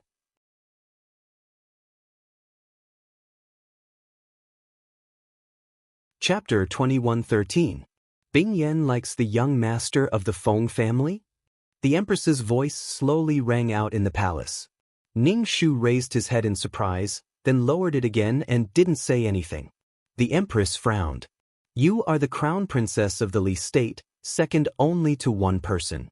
Why are you being so shy?" Ning Shu rolled his eyes in his mind. How could the Empress make his weak daughter the crown princess? How could his daughter live in the rumors? Maybe this was a test. I don't like it, Ning Shu said while picking at his nails. The Empress looked at Ning Shu. "You really don't like it?" "I really don't like it," Ning Shu said. The Empress nodded and waved her hand to let Ning Shu leave. Ning Shu originally wanted to see the father of this body, but after thinking about it he decided against it. As a mother, the Empress was very busy and only knew that her daughter was a coward. However, as a father who lived in the harem and had nothing to do, he knew the client better. Maybe later. Ning Shu returned to the Crown Princess residence. The house was very grand. Ning Shu sneezed and quickly took a hot bath to avoid catching a cold. Ning Shu had just finished bathing when the maid beside him said that a servant came to deliver ginger soup. He heard that the Crown Princess had fallen into the water in the Prime Minister's residence, so he made ginger soup for her. Ning Shu raised his eyebrows. There were servants in the backyard, but not many, only 2. It was probably because the Crown Princess was too cowardly that not many nobles were willing to bring their sons to the Crown Princess residence. Ni Bing Yan, who wanted to climb up the social ladder, directly rejected them. Although Ni Bing Yan was a coward, she wasn't a fool. She was a bit afraid that there were spies in her backyard. Men and women alike were addicted to beauty and couldn't extricate themselves. In front of the threat of her life, Ni Bing Yan trembled with fear. Ning Shu felt that his client was in a bit of a predicament. Although she was the crown princess, many people believed that she would not be able to sit on the throne. Even she believed so. She was just waiting for that day to come. Ning Shu said to the servant girl who answered him, "Let him in." Following which, a man in light blue clothes came in with a lunchbox in his hand. He bowed respectfully to Ning Shu and poured some ginger soup for him. Ning Shu glanced at the man. He had delicate features, and his knuckles were distinct. He gave off a gentle and beautiful feeling, giving people the feeling that he was a fair-skinned young man. Most of the men here were like this. There were also many who had masculine beauty, but the mainstream aesthetic was like this man. Ning Shu picked up the bowl and sniffed it. There was a pungent smell of ginger, but there were other ingredients too. Someone had actually put something in it. She had just fallen into the water. Was he going to drug her and have sex with her? Ning Shu put down the bowl and said, "I drank it in the palace before." Seeing Ning Shu put down the bowl, Yuqi's eyes flashed with disappointment. She said, "Crown Princess, you should drink some." Yuqi approached Ning Shu. Ning Shu smelled a fragrance with a hint of musk. Ning Shu moved down and scanned with his spiritual power. He actually saw that Yuqi's thing was standing up. Previously, he had noticed that Yuqi's walking posture was a little strange. However, when he scanned it, Ning Shu felt that it was a little blinding. Some men's desires were very strong. No wonder Yuqi ended up with a crown princess. If one wanted to live a good life, one had to be cuckolded. The first husband had been with another crown princess, and the second husband had also been with another crown princess. If the client washed her hair, she would definitely make a pool of water green. Because he had an affair with another woman, he would naturally dig a small hole or a big hole for the client from time to time. Ning Shu felt that the client, as a crown princess, was really aggrieved. She probably wasn't the empress's biological child. Yuqi didn't like the client either. Now that she wanted to drug him, a man's love and sex were separated. Women had sex because of love, and men loved because of sex. Ning Shu didn't want to have sex with Yuqi. What if she got pregnant? It was still such a dangerous time. What if she died during childbirth? What if she had a miscarriage? What if she endured until childbirth? What if both of them died? Moreover, Ning Shu didn't like Yuqi. Ning Shu only said, "Go to the courtyard and stay there. Don't run around if you have nothing to do." Yuqi was even more disappointed. She couldn't force Ning Shu, so she held back her anger and left. Ning Shu curled the corners of his mouth and smiled. He was going to have plenty of food and clothing. If it weren't for the rules, Yuqi would have already gone to the brothel with a tent. Men didn't have self-awareness. Just like the animals in the animal world, in order to pass on their genes, they had to mate with as many female animals as possible. This way, the possibility of passing on their genes would be higher. There was no loyalty in men's survival instincts. Their instincts were to reproduce more. This was the result of natural selection. In the animal world, most of the female animals gave birth to the next generation and then taught the next generation survival and hunting skills. It had nothing to do with male animals. They only needed to provide the seeds. A world without restrictions was terrifying. Even in modern times, they could barely rely on the law and moral restraints. However, there were still so many divorces and affairs.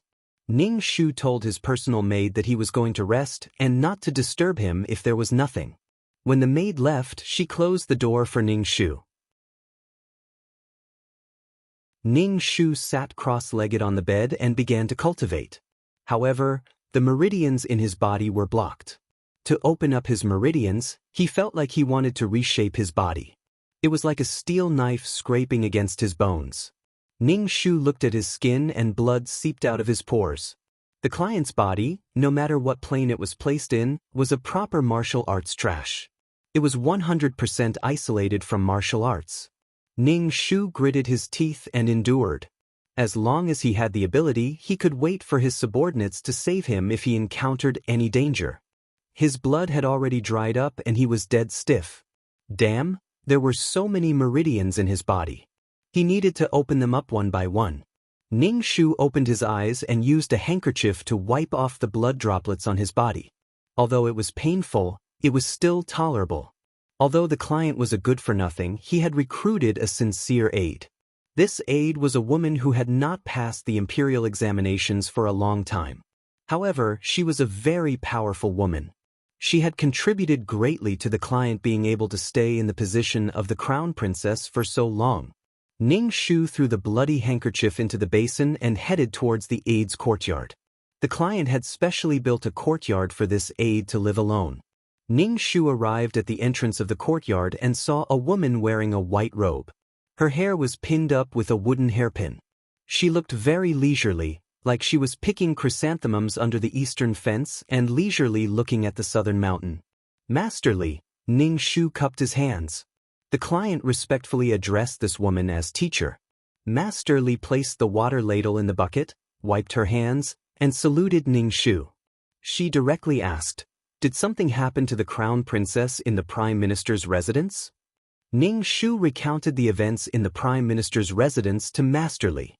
In the end, he said that Fenjiaxuan fell into the pond and was saved. Of course, he omitted the part where he pushed Fenjiaxuan in. He said that Fenjiaxuan was drugged and his body was weak. In the end, he did not pay attention and fell into the pond.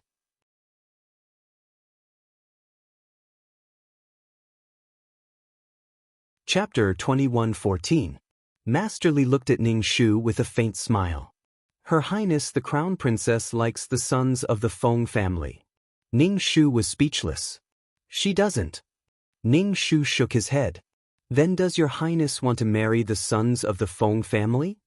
Masterly asked. That big Buddha can't be brought in. My reputation is not good, and my temple is small. I can't afford it. Ning Shu shrugged. Masterly gently poured a cup of tea for Ning Shu. The fragrance of the tea was faint. Ning Shu smelled it, took a sip, and said, "Sometimes, I really envy Masterly's life."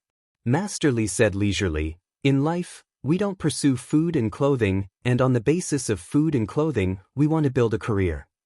It's not impossible for you to marry young Master Feng, but you have to go through a series of operations. Prime Minister Feng should be very afraid that his son will be related to your Highness." Masterly drank the tea. "He will definitely have the imperial censor impeach you." Ning Shu was bored to death. "If the imperial censor really impeaches me, Mother Empress will definitely marry Fenjiaxuan to me." According to the analysis of the plot, Ning Shu felt that this Her Highness the Empress held a bowl of water very evenly. She paid attention to the art of balance. He believed that Her Highness the Empress was aware of the matter regarding the Prime Minister's residence. She definitely had to make it up to her and let her have enough strength to fight with her sisters. She wouldn't let the power of one side be too biased. The person who entrusted her was a weakling. Her qualifications in all aspects were not too outstanding. She didn't seem to be a qualified emperor. Her reputation among the people was not worth mentioning. But with the identity of the crown princess, it could be considered legitimate. This identity allowed her to barely have the strength to fight. Her Highness the Empress was probably raising gu. The winner was king. Everyone had a chance. A chance to climb up the ranks for the emperor. Masterly smelled the tea. Prime Minister Feng also has to figure out the emperor's intentions. No matter whether this marriage succeeds or not, you have to have the imperial censor make things difficult for you. It is very likely that this marriage will succeed. Ning Shu grunted. He was already prepared to be scolded by the censors during the morning assembly tomorrow. With the support of the Feng clan, your Highness will be able to relax a little. Li Shi smiled and said, "I've long heard that the Feng clan sons are peerless talents and are also unparalleled in intelligence." The corners of Ning Shu's mouth twitched. It was because marrying Fenjiaxuan would result in a fate many times worse than seizing the throne. The next day, during the morning assembly, Ning Shu greeted Prime Minister Feng. However, Prime Minister Feng was neither cold nor warm. When he saw Ning Shu, he looked very unhappy. "You're not happy, but I'm also not happy. Your Feng family killed the entire Ni family, not leaving a single one behind. No, there was a seedling left. That was the fake Ni Baiwei. He didn't know how Ni Baiwei ended up. Maybe Fenjiaxuan promised to only be with one person for life, but in the end he might have a harem of 3,000 beauties. Who knows? Maybe the Ni Baiwei who transmigrated didn't know how to govern a country, or maybe she was lazy. She probably felt more comfortable in the harem with an emperor husband protecting her. She could eat and drink every day, wear luxurious clothes, and have a group of servants. Why did Ning Shu feel that this girl wouldn't have a good ending in the future? The Ni family's royal family was killed, and Ni Baiwei was all alone. Fenjiuxuan was already the emperor. Why would he have to worry about her? If they were to talk about love at this time, the emperor was more or less like a capitalist. If you talked about feelings with him, he would talk about money with you. If you talked about money with him, he would talk about ideals with you. It was those women who were called to return to their families that forced the society to become a patriarchal society. This speed was very fast. Prime Minister Feng didn't like her, and Ning Shu also didn't want to find trouble with her. She stood according to her position and prepared to welcome the empress. During this time, there were some other empresses who talked to Ning Shu. In the imperial court, there was a lot of sisterly love. Even if they wanted to pretend, they had to pretend to be happy and harmonious. Ning Shu roughly understood the power between the empresses. The power was divided into 3 factions. Ning Shu couldn't help but raise his eyebrows when he saw the faction that the empresses were in. Damn, she could compete with the 9 dragons for the position of prime minister. Her Majesty the Empress was really good at giving birth. Ning Shu sighed. It was better for her to be honest. Her previous fear wasn't without reason.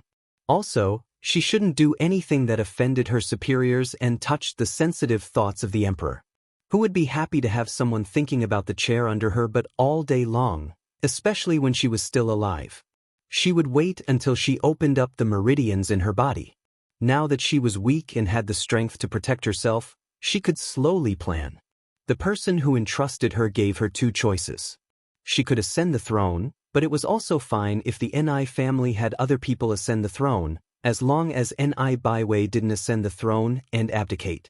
Ning Shu felt that she had to fight for the throne because she was the crown princess. If she couldn't ascend the throne in the future and the other empresses ascended the throne, would there be a legitimate person who could threaten her own throne? Therefore, if she lost, she would definitely die. The other empresses might not, but at least they would be a prince. Ning Shu looked at the empress who was slowly walking to the dragon throne and couldn't help but want to complain that the person who entrusted her wasn't the empress' biological daughter. Sure enough, the moment the empress arrived, the imperial censors began the impeachment meeting. All sorts of accusations were brought up, such as lack of etiquette, ignorance of discipline, servants committing murder, stupidity, inability to be enlightened, and all sorts of personal attacks were brought up. Ning Shu stood there with his head lowered. He didn't say a word and didn't defend himself. It would be too tiring to defend himself one by one. If he tried to defend himself, the other party would say, "As the crown princess, you actually don't have any tolerance. Honest advice is unpleasant to the ear. If you can't even listen to honest advice, you will be a muddle-headed ruler in the future." They would tie him to the pillar of morality and whip him. He would still have to accept being spit on his face and gain a good reputation. Ning Shu was most annoyed by this kind of person who spoke so confidently and confidently. They would always talk about moral kidnapping. Ning Shu stood there like a little pitiful person and didn't say a word. The empress looked at Prime Minister Feng and thought for a while before saying, "Oh, I remember that it's time to find someone. How about this? Bing Yan said that she has always admired your family's Yuxian. Feng Jing, how about we become in-laws?" Prime Minister Feng was speechless. Although he was mentally prepared, Prime Minister Feng's heart was still filled with grief and indignation. It was a great honor to be in-laws with the empress. Moreover, he was marrying the crown princess. The honor was limitless. However, he still had to see if the crown princess could support him. The Empress Ning Shu said, "Look at what you have done. First, get married and find a proper husband to watch over you. Then, face the wall and reflect for a month. You are not allowed to leave the residence." Ning Shu clasped his hands in front of his chest and said, I will remember. I will definitely listen to the teacher's teachings." Even so, Fenjiuxuan still wanted to marry her. Ning Shu felt that the empress most likely knew about what happened in the prime minister's residence. He turned to look at his sisters. As expected, they all had ugly expressions. /BK.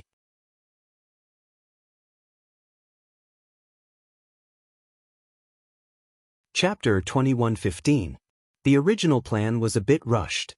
The goal was to make Prime Minister Feng hate the Crown Princess, and everyone felt that the peerless and elegant young Master Feng would not marry the Crown Princess.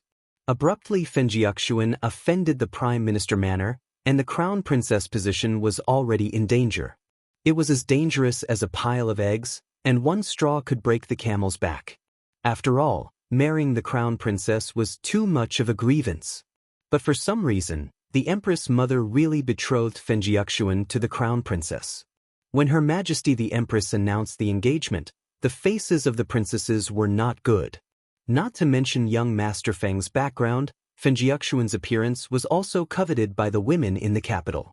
Next, they decided on the wedding date, which was arranged very close. Before the wedding, she had to face the wall and reflect.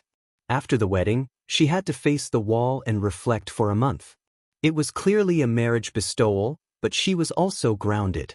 Thunder and rain were the grace of the Empress, and Her Majesty the Empress gave a carrot after a stick. After that, Ning Shu began the days of not leaving the house. She was not anxious about the wedding at all. After all, there were internal court officials presiding over the wedding, and they had considered all aspects of the wedding very thoroughly. As for whether Fenjiaxuan would marry or not, she did not care at all. Ning Shu spent a lot of time every day opening up her blocked meridians. Every time she opened them up, it was as if she had jumped into a pool of blood. Her entire body was covered in blood. With so many meridians in her body, Ning Shu felt that every day was like an abyss of suffering. Not only did she have to open up her meridians, but she also had to nourish them. She felt that her meridians had been tormented to the point of being extremely fragile. As long as she used her spiritual energy, she would feel the pain of being pricked by needles. Ning Shu did not have a good time, and Fenjiaxuan was also unhappy. She had been schemed against to become the Crown Princess's official husband. It was too fucking unpleasant. With Fenjiaxuan's status and appearance, she could even be the Empress. She was someone who could command the winds and clouds. The marriage had been bestowed. No matter how unwilling the Prime Minister manner was, they still had to start preparing for the wedding. Soon, the Crown Princess manor was decorated with lanterns and colored banners for the wedding. Ning Shu wore wedding clothes and sat on a tall horse to welcome the bride. When they arrived at the Feng clan, the atmosphere was as stagnant as a funeral. Prime Minister Feng looked at Ning Shu with a gaze that was as sharp as a knife. Ning Shu didn't feel any joy from being married. Even though Prime Minister Feng's eyes were terrifying, Ning Shu still insisted on marrying Fenjiaxuan. The wedding procession stretched from one end of the street to the other. It was exceptionally bustling. The commoners who were watching the excitement lined the streets to welcome the bride. Moreover, they were all pointing at the procession and gossiping. It seemed that everyone was pitying the Prime Minister's son for marrying the Crown Princess, who had no achievements and was incomparably mediocre. From her toes to her hair, the Crown Princess exuded an air of mediocrity. She was truly unworthy of the Prime Minister's son. Ning Shu sat on the back of the horse and straightened his chest, ignoring the common people's comments about his aptitude. However, Fenjiaxuan, who was sitting in the palanquin, felt his heart boiling like hot oil. It was difficult to disobey an imperial order, but he was extremely resistant in his heart. He had been set up from the beginning to the end. Whenever his mother talked about his marriage, she would sigh helplessly. She didn't want him to marry, but he had no choice. It was said that the Empress and the Prime Minister had a very good relationship. They were like sisters. However, the Empress was the Empress, a subject was a subject, they couldn't overstep their boundaries. Fenjiaxuan had great ambitions in his heart. He wasn't willing to marry a woman just like that. Moreover, it wasn't the woman he liked, the woman he loved. The most disgusting one was the Crown Princess. What a disgusting woman. She didn't use her ability for important matters. She only knew how to scheme against people with a little bit of cleverness. She didn't even look at her reputation among the common people. Other than her identity as the Crown Princess, She had no other good points. Along the way, they arrived at the Crown Princess residence. After a series of complicated etiquette that made people dizzy, Ning Shu and Fenjiuxuan became husband and wife. Ning Shu could feel that Fenjiuxuan's body was incomparably stiff from the beginning to the end. He was very repulsed by Ning Shu's touch. As long as there was physical contact, he would immediately dodge. In addition, he had martial arts, so his body was very agile. Her Majesty the Empress gave a few instructions to Ning Shu. Her face was actually filled with joy. The people below also became more enthusiastic, and the atmosphere also became more harmonious. Ning Shu and Fenjiuxuan toasted with people during the banquet. Even in a world where women were superior, the status of men wasn't that low. It wasn't like they couldn't see people. In a world where men were superior and women were inferior, women couldn't even leave the bedroom door. They could only stay in the bridal chamber. During the banquet, several sisters desperately drank wine. Some people's eyes drifted to Fenjiuxuan's body. Fenjiuxuan was dressed in red, which made his face look like jade. His face was like a jade carving. His facial features were exquisite. His long hair was like ink. His figure was tall and straight. A dragon and phoenix jade pendant hung on his waist. He was really a fairy-like figure. Looking at the crown princess, although her appearance wasn't bad, standing next to her, she was like dregs. Someone come, the seventh princess fainted. The seventh princess's personal maid ran to the banquet and shouted anxiously. The seventh princess was Enai Baiwei. When Ning Shu heard this, he immediately put down his wine cup and asked, "What happened to royal sister?" Even the empress looked over here. The personal maid was so anxious that her forehead was sweating. Her Royal Highness the seventh princess was greedy for sweet wine and went to the toilet. When she came back, she passed by the pavilion and fell down the steps of the pavilion. Her Royal Highness the seventh princess head was injured. I have already moved Her Royal Highness to the guest room. This time traveler's time of arrival was a bit strange. How could he have arrived on the day of her wedding? Moreover, it was a big day, and blood had been seen. It cast a layer of ominous shadow over people's hearts. In any case, he would have arrived sooner or later. Ning Shu hurriedly asked the doctor in the mansion to go to the guest room to check on Enai Baiwei's situation. The empress frowned and said, "Why is little Seven, this child, so greedy for wine?" The group went to the guest room, and then saw the seventh princess lying on the bed. There was blood on her forehead, and the doctor was taking her pulse. There were maids cleaning the blood and wounds on her forehead. Her forehead was injured, and it seemed that she was a bit disfigured. They didn't know if it would leave a scar. Until now, she still didn't have any intention of waking up. Eldest royal sister, the feng shui of your crown princess mansion isn't very good, is it? Even on such a big day, there can be a bloody disaster. It may affect the relationship between you husband and wife, a royal princess said somewhat gloatingly. There was jealousy in her tone, which suddenly made Her Majesty the Empress look at her sharply. Her mouth didn't have a filter. How could she say such things in public? The royal princess suddenly didn't dare to say anything. Although she was outspoken, she also said what most people were thinking.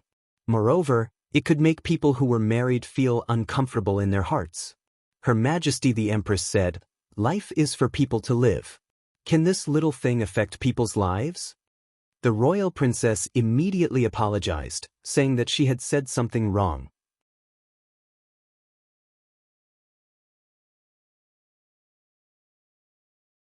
Chapter 21:16. The purpose of a happy occasion was to be auspicious. It was indeed unlucky to see blood. Ning Shu glanced at Fenjiuxuan. His expression was cold, and he did not care about the bloody disaster at all. Ning Shu did not care about the bloody disaster at all, because there would indeed be a bloody disaster in the future. This was just an appetizer.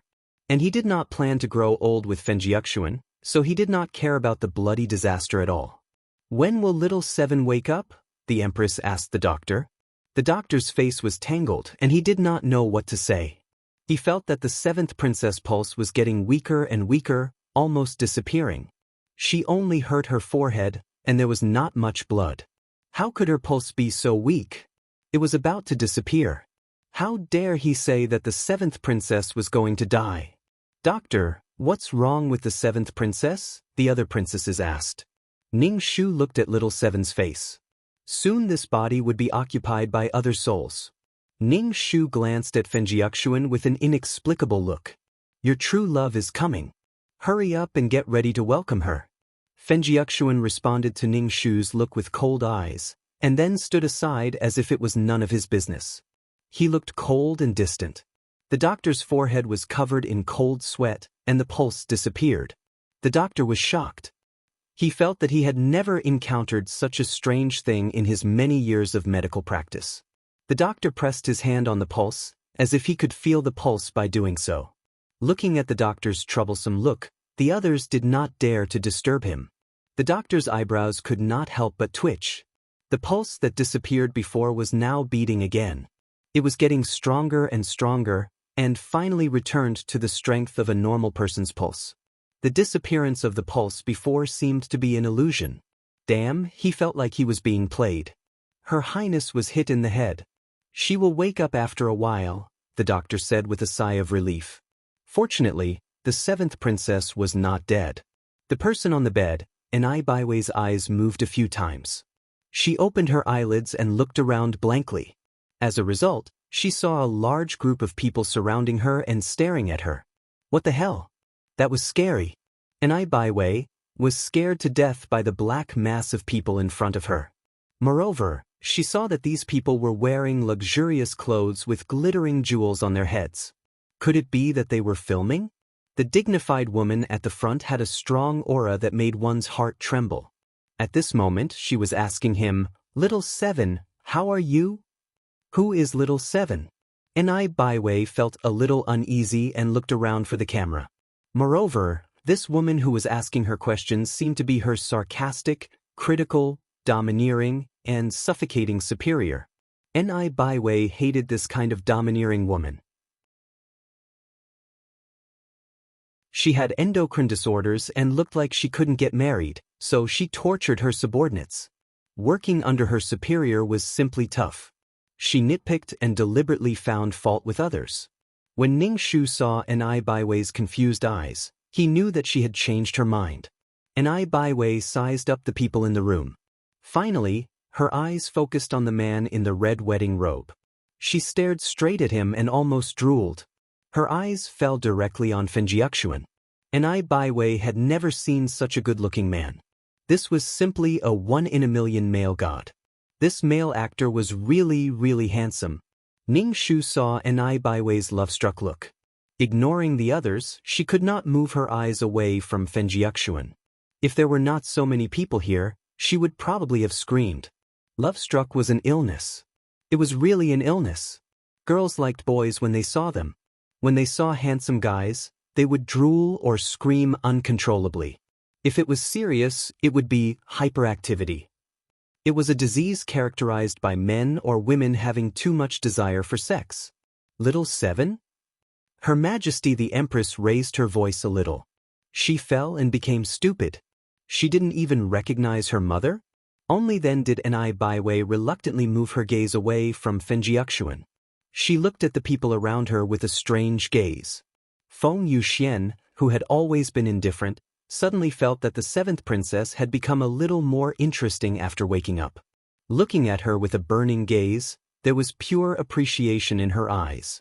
That burning gaze was something that he could not ignore even if he wanted to. Ning Shu asked, "Seventh sister, what's wrong? Why aren't you replying to Mother Empress?" Royal sister? She was a princess, a golden branch and jade leaf. Was this filming or had she transmigrated? But she did not recognize any of these people. Enai Baiwei's eyes darted around. Holding her head, she painfully said, "My head really hurts." Fenjiaxuan saw a flash of craftiness in Enai Baiwei's eyes. He felt that this seventh princess had become very interesting. She had a bit of a naughty and charming feeling. To put it bluntly, woman, you're very interesting. You've successfully attracted my attention. Ning Shu looked at Fenjiaxuan's expression and smirked. He suddenly had a feeling that the plot was deliberately making things difficult for him. He had transmigrated when he was getting married. The previous plot was not like this. Ning Shu said to the doctor, "Quickly take a look at seventh sister. She has a headache." Then he said to Her Majesty the Empress, "Mother Empress, it must be that Shao Qi's head was knocked on. She temporarily does not remember people." The Empress frowned. She fell so hard that she could not recognize her own mother. She could not even recognize her own siblings? My head really hurts. Enai Baiwei covered her head and groaned. However, her pair of eyeballs were rolling around and she looked very intelligent. "Shao Qi, do you still recognize third sister?" The fourth princess asked Enai Baiwei. "You are third sister." Enai Baiwei looked at the beautiful woman in front of her and said, "Sure enough, you don't recognize people. Shao Qi, I am fourth sister." The fourth princess shook her head and said, "Enai Baiwei. Fuck, if you are fourth sister, then so be it. You just have to say you are third sister." Deep scheme. Ning Shu raised his eyebrows. The palace scheme was deep. Feng Yun, who had been indifferent, spoke first to resolve the awkwardness. She asked the doctor, "Is the seventh princess okay? Will she be fine after the wound on her forehead is healed?" The doctor could only answer like this. As long as she was not dead, he did not know anything else. The Empress looked at Shao Qi, who was on the bed, and asked someone to send Shao Qi back to the palace. Enai Baiwei was now afraid. She did not know anyone. If she really went back to the palace, she might as well stay here. So she held her head and said, "Headache. My headache is so bad." The doctor said, "She probably hurt her head. When she moves, she will have a headache." The Empress said to Ning Shu, "Then leave Shao Qi in your house and take good care of her." Ning Shu. Staying here would make it easier for him to contact Fenjiaxuan? Life was really full of surprises. Fenjiaxuan said, "Mother Empress, the Crown Princess and I will take good care of the seventh princess." Wow, the voice of the Prince Charming is so deep, so magnetic, so nice.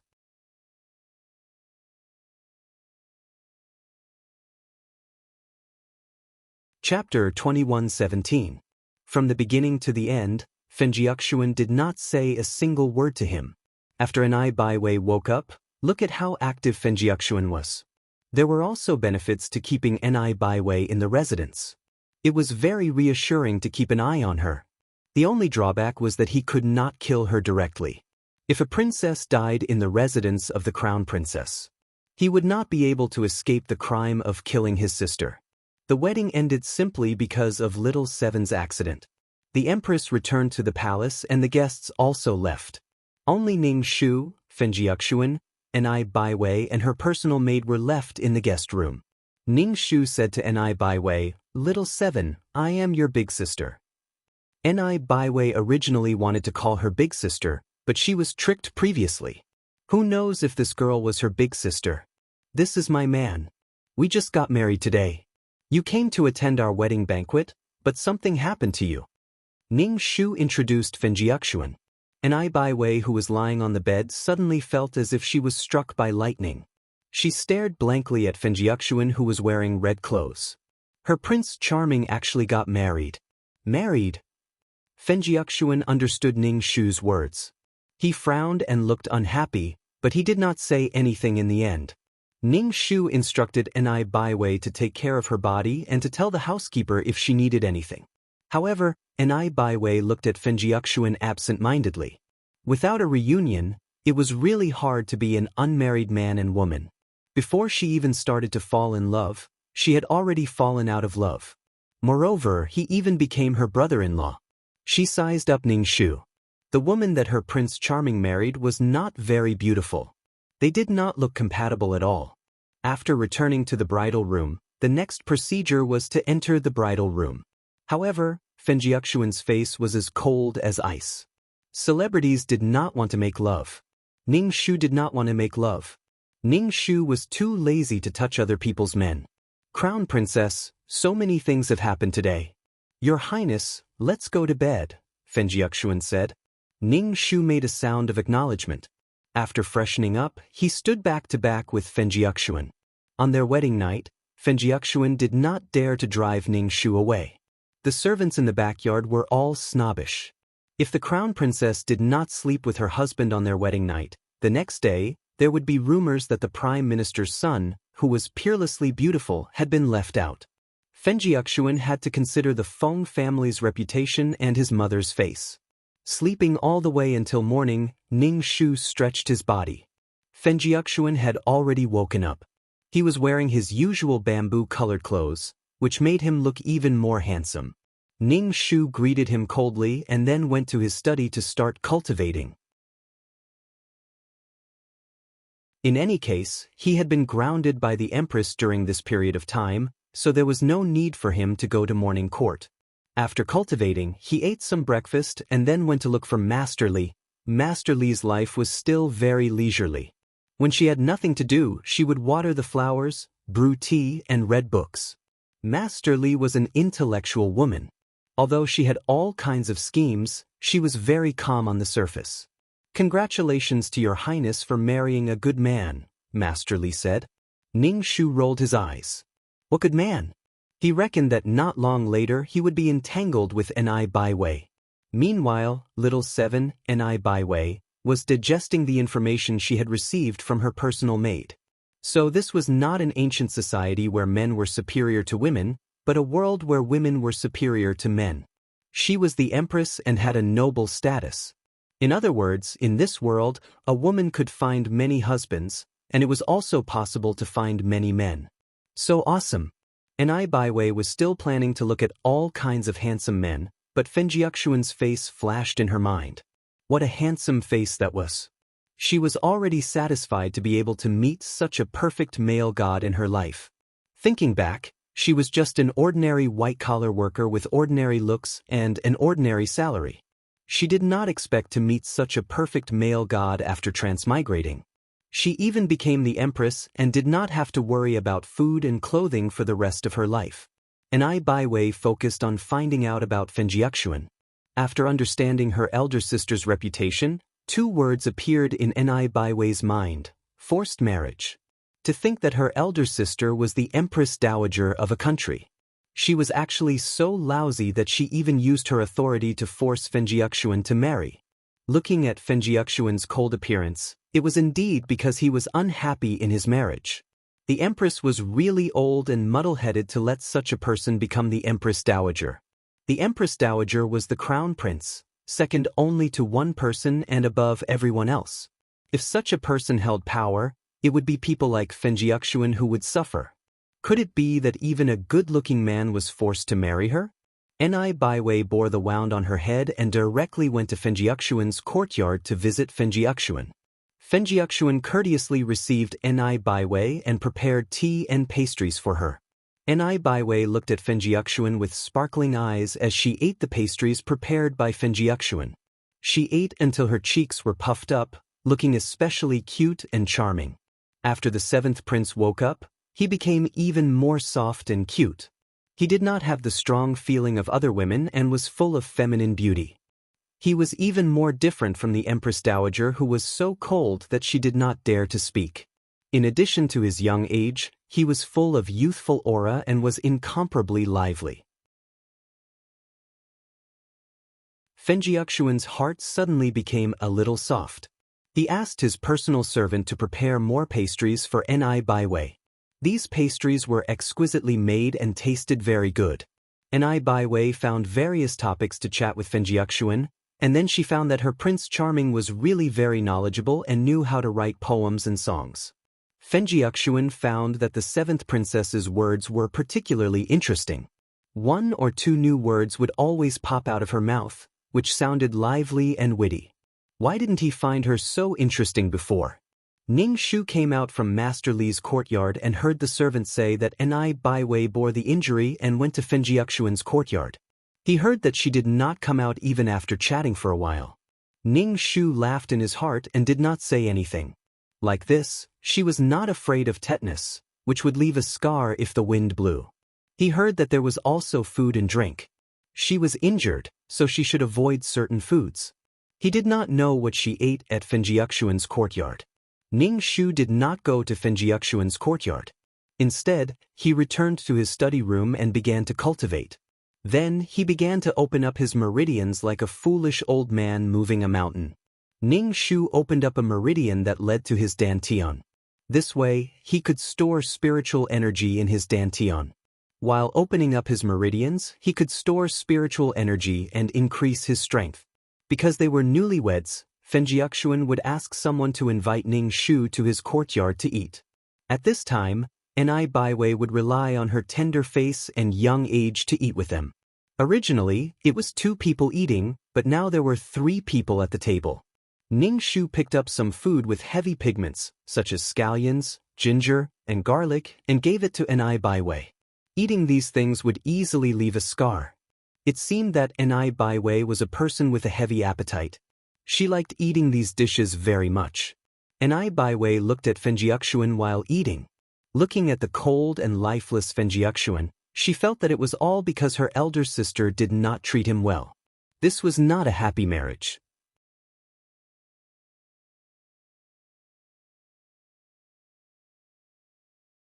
Chapter 21:18. Ning Shu looked at Ni Baiwei. At the table, Ni Baiwei and Fenjiaxuan had eye contact. Because Ning Shu was present, it was not very obvious. Ning Shu ate. This was why she wanted to marry Fenjiaxuan. If it was not for this layer of relationship, the relationship between Ni Baiwei and Fenjiaxuan would be even more obvious. Fenjiaxuan had not fallen in love with Ni Baiwei yet, but he felt that Ni Baiwei was a very interesting girl. Moreover, she was younger than Fenjiaxuan. Currently, Ni Baiwei was only 14 years old, 2 years away from adulthood. Fenjiaxuan had not fallen in love with Ni Baiwei yet. However, love always starts with interest. Ning Shu asked Ni Baiwei, whose cheeks were stuffed, "Little Seven, is your wound better?" Ni Baiwei touched the wound on her forehead and smiled at Ning Shu. "I am much better, thank you for your concern. Big brother-in-law is also very good to me." Ni Baiwei smiled at Fenjiaxuan, revealing her white teeth. Fenjiaxuan's hand that was holding the chopsticks trembled, but he acted as if nothing had happened and picked up the food. After that, Ni Baiwei and Fenjiaxuan became even closer. Ni Baiwei felt that Fenjiaxuan was a lonely man. Marrying a woman like her big sister should be very unhappy. Moreover, they were very unfamiliar with each other. How could this be the appearance of newlyweds? Fenjiaxuan often stood in the pavilion and played the jade flute. His voice was mellow and distant, causing Ni Baiwei's heart to ache. She felt very distressed. The two often drank tea together. Ni Baiwei looked at Fenjiaxuan like a little fangirl as he played the jade flute. Gradually, there were rumors in the Crown Princess residence. They said that the Crown Princess's principal husband and the 7th princess were very close and that there was something going on between the two. When Ning Shu heard these rumors, she pretended not to know anything. She completely ignored them and did not question Fenjiaxuan. She and Fenjiaxuan were not husband and wife. Ning Shu acted as if she hadn't noticed anything. She looked like an idiot. Even the servants of the Crown Princess's residence felt strange when they saw Ning Shu's expression. Ning Shu, why is the world green? Ning Shu and Fenjiaxuan did not consummate their marriage. Both of them had their own thoughts, which strangely maintained the current situation. Ning Shu had more important things to do, and that was to take advantage of the recent confinement to solve the problem of his meridians and slowly cultivate. Everything had to wait until he was strong enough, then he could slowly plan for now. However, the rumors in the backyard were getting louder and louder. They were all talking about the things between Ni Baiwei and Fenjiaxuan. The two of them were too frequent. Fenjiaxuan began to slowly refuse to interact with Ni Baiwei. How could he not know the rumors in the backyard? Even the Prime Minister's residence, where he was from, had sent him a letter, asking him to be careful of his influence. Now there were even rumors in the streets.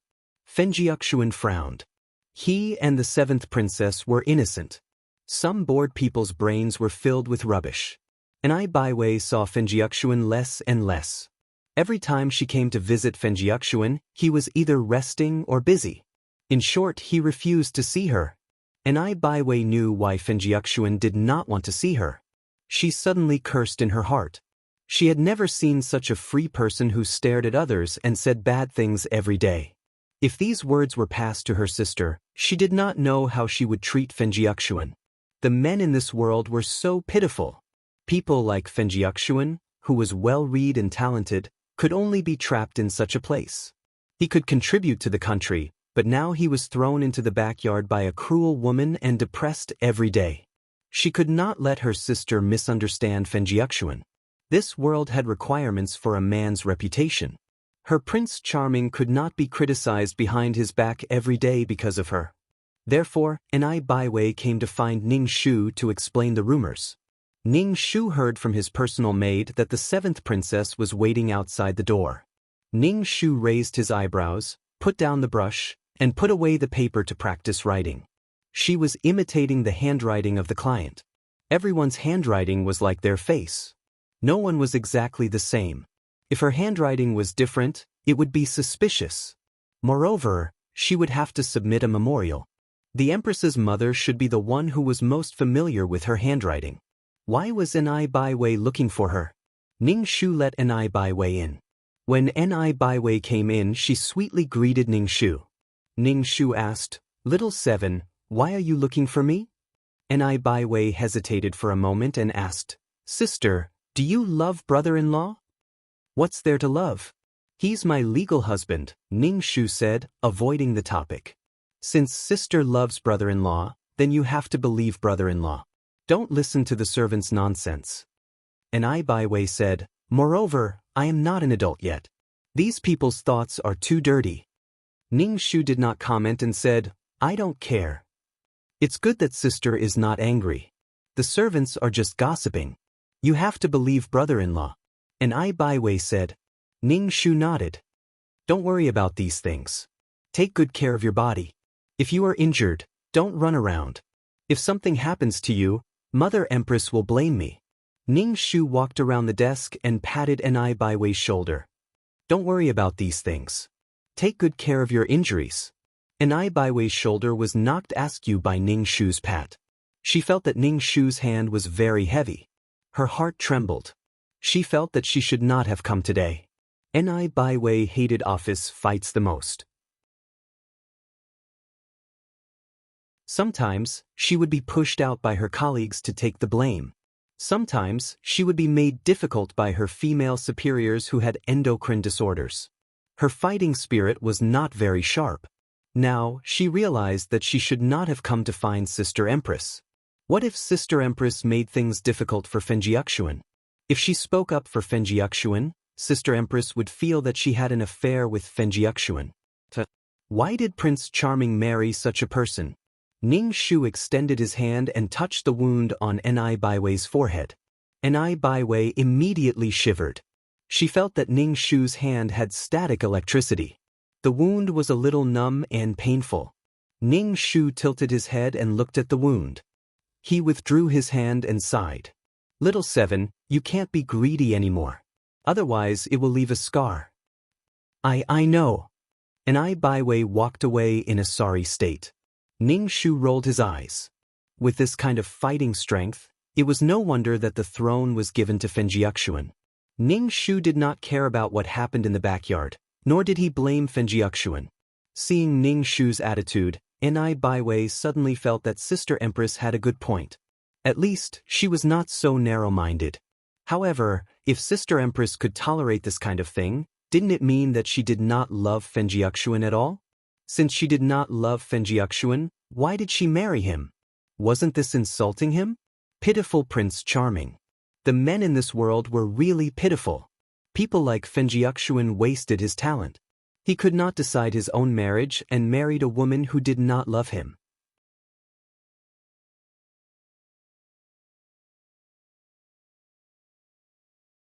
Chapter 21:19.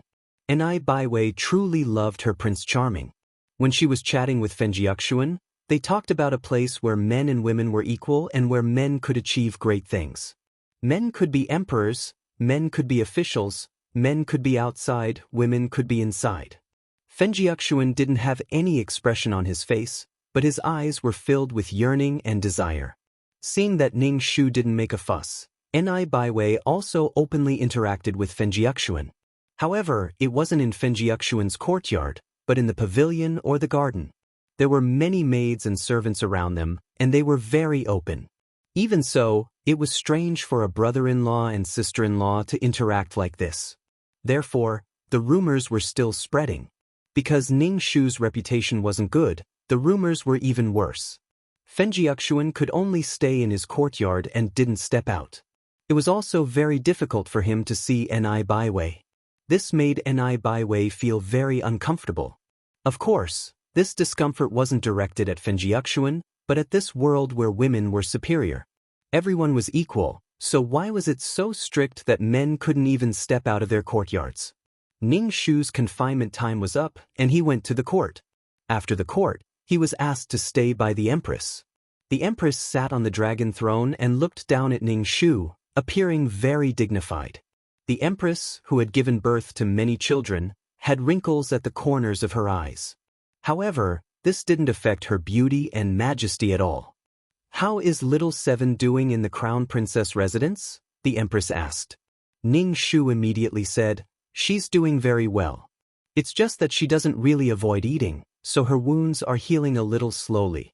I've already asked the doctor to take a look at her repeatedly." The Empress nodded. "How are you getting along with your husband?" Ning Shu said, "She's doing very well."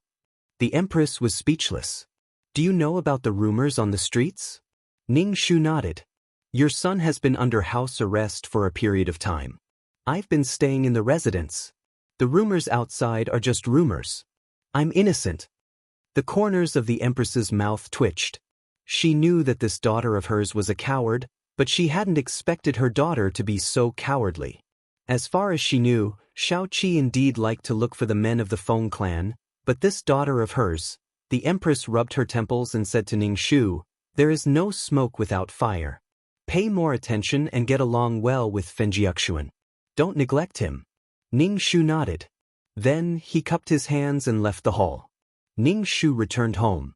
As soon as Ning Shu arrived home, the imperial physician and imperial bodyguards arrived, saying that they were here to treat the seventh princess. Ning Shu pursed her lips. Her mother was really paranoid. All she did was say that Shao Qi's wound wasn't good, and she immediately sent an imperial physician over, thinking that someone was trying to harm Shao Qi. Ning Shu allowed the imperial physician to check the pot and the dregs of the medicine. She would only do it on the medicine if she spilled it. It would be easy to be discovered, and the effect might not be good. The imperial physician applied the palace's ointment on Ni Baiwei. It could remove the scar and heal the wound quickly. The imperial bodyguards informed Ni Baiwei of the Empress's decree, which was to let the seventh princess return to the palace to recuperate. There were imperial physicians in the palace, and the conditions were good in all aspects. Probably because of the rumors, the Empress had a knot in her heart. Now, the best way was to not let the two of them come into contact. One was her own daughter, and the other was the son of an important minister. It would be a joke if they were to cause trouble. When Ni Baiwei heard that she had to return to the palace, she was unwilling. If she went back, she wouldn't be able to see her Prince Charming. It would be difficult for her to come out again in the future. Ni Baiwei immediately pulled Ning Shu's hand. "Big sister, I don't want to go back. If I go back, Empress Mother will take care of me. I can't go anywhere, big sister." Ni Baiwei acted coquettishly to Ning Shu. Ning Shu pulled out his sleeve from Ni Baiwei's hand and said, "Shao Qi, it's better to go back. The wound on your forehead is troublesome. Do you want it to leave a scar?" "Shao Qi, listen to me." Ni Baiwei could only reluctantly leave the Crown Princess residence. She kept looking back. Why didn't her Prince Charming come to send her off? She didn't even get to see him for the last time. Even if she went back to the palace, Ni Baiwei would think of ways to come to the Crown Princess residence. There were all kinds of strange reasons, such as missing the pastries of the Crown Princess residence. She was familiar with the bed after sleeping on it for more than a month. Ning Shu immediately packed the bed that Ni Baiwei slept on and sent it to the palace. Since she wasn't used to it, he would give it to her. Ni Baiwei was speechless. Her big sister was really stubborn. The smart Fenjiuxuan also had a headache. This girl was naive and cute, but she didn't know the danger. There were already rumors outside. If this continued, even if his mother was the prime minister, something would happen. However, this girl came to find him despite all the difficulties, which made him feel warm. "Big sister, I like this bird. Can you give it to me?" Enai Baiwei pointed at the birdcage hanging by the window. Inside the cage was a small and cute bird with yellow and black feathers. It had a red beak and fluffy feathers. It was indeed cute and was jumping in the cage. Ning Shu narrowed his eyes and said, "This belongs to your big brother-in-law. If you want it, you have to ask him." Today was another lunch for the three of them. Enai Baiwei stayed to eat. "Big brother-in-law, can you give it to me? I like it," Enai Baiwei said to Fenjiuxuan. Fenjiuxuan looked at Ning Shu. Ning Shu just held his bowl and didn't say anything. Fenjiuxuan had to say, "Crown Princess." Ning Shu put down his chopsticks. "This is yours. If you want to give it to me, then give it to me." "Thank you, big brother-in-law." Enai Baiwei immediately smiled and walked to the front of the birdcage to play with the bird. Fenjiuxuan glanced at Enai Baiwei and then looked away. At night, Ning Shu sat by the window. He was cultivating and releasing his spiritual power while waiting for something. In the middle of the night, a bird broke into the range of Ning Shu's spiritual power. This bird was fluffy and had something tied to its feet. It went straight to Fenjiuxuan's courtyard. Fenjiuxuan was smart. He let Enai Baiwei ask for something in front of her. This way, it wouldn't be a private exchange. At least, the thing had passed through her hands, so it wouldn't be a gift from Fenjiuxuan to Enai Baiwei. Maybe one day the thing would be found by someone. They would say that the bird had spirituality and found it on its own. Moreover, this thing was relatively small, only the size of a half-grown child's fist. It wasn't very eye-catching. Even if someone saw it, they would think it was an ordinary bird. Enai Baiwei asking for something in that situation must have been taught by Fenjiuxuan. Ning Shu propped up his chin. This kind of messenger bird was a bit romantic. After a while, the bird flew out of Fenjiuxuan's courtyard. Ning Shu directly used his spiritual power to grab the bird and pulled it in front of him. The bird struggled violently and chirped, trying to break free from Ning Shu's hand. Ning Shu took the small piece of paper from the bird's feet. The paper was very small, and the words written on it were also very small. Fenjiuxuan's handwriting was good, and the content was relatively clear. There wasn't anything exciting.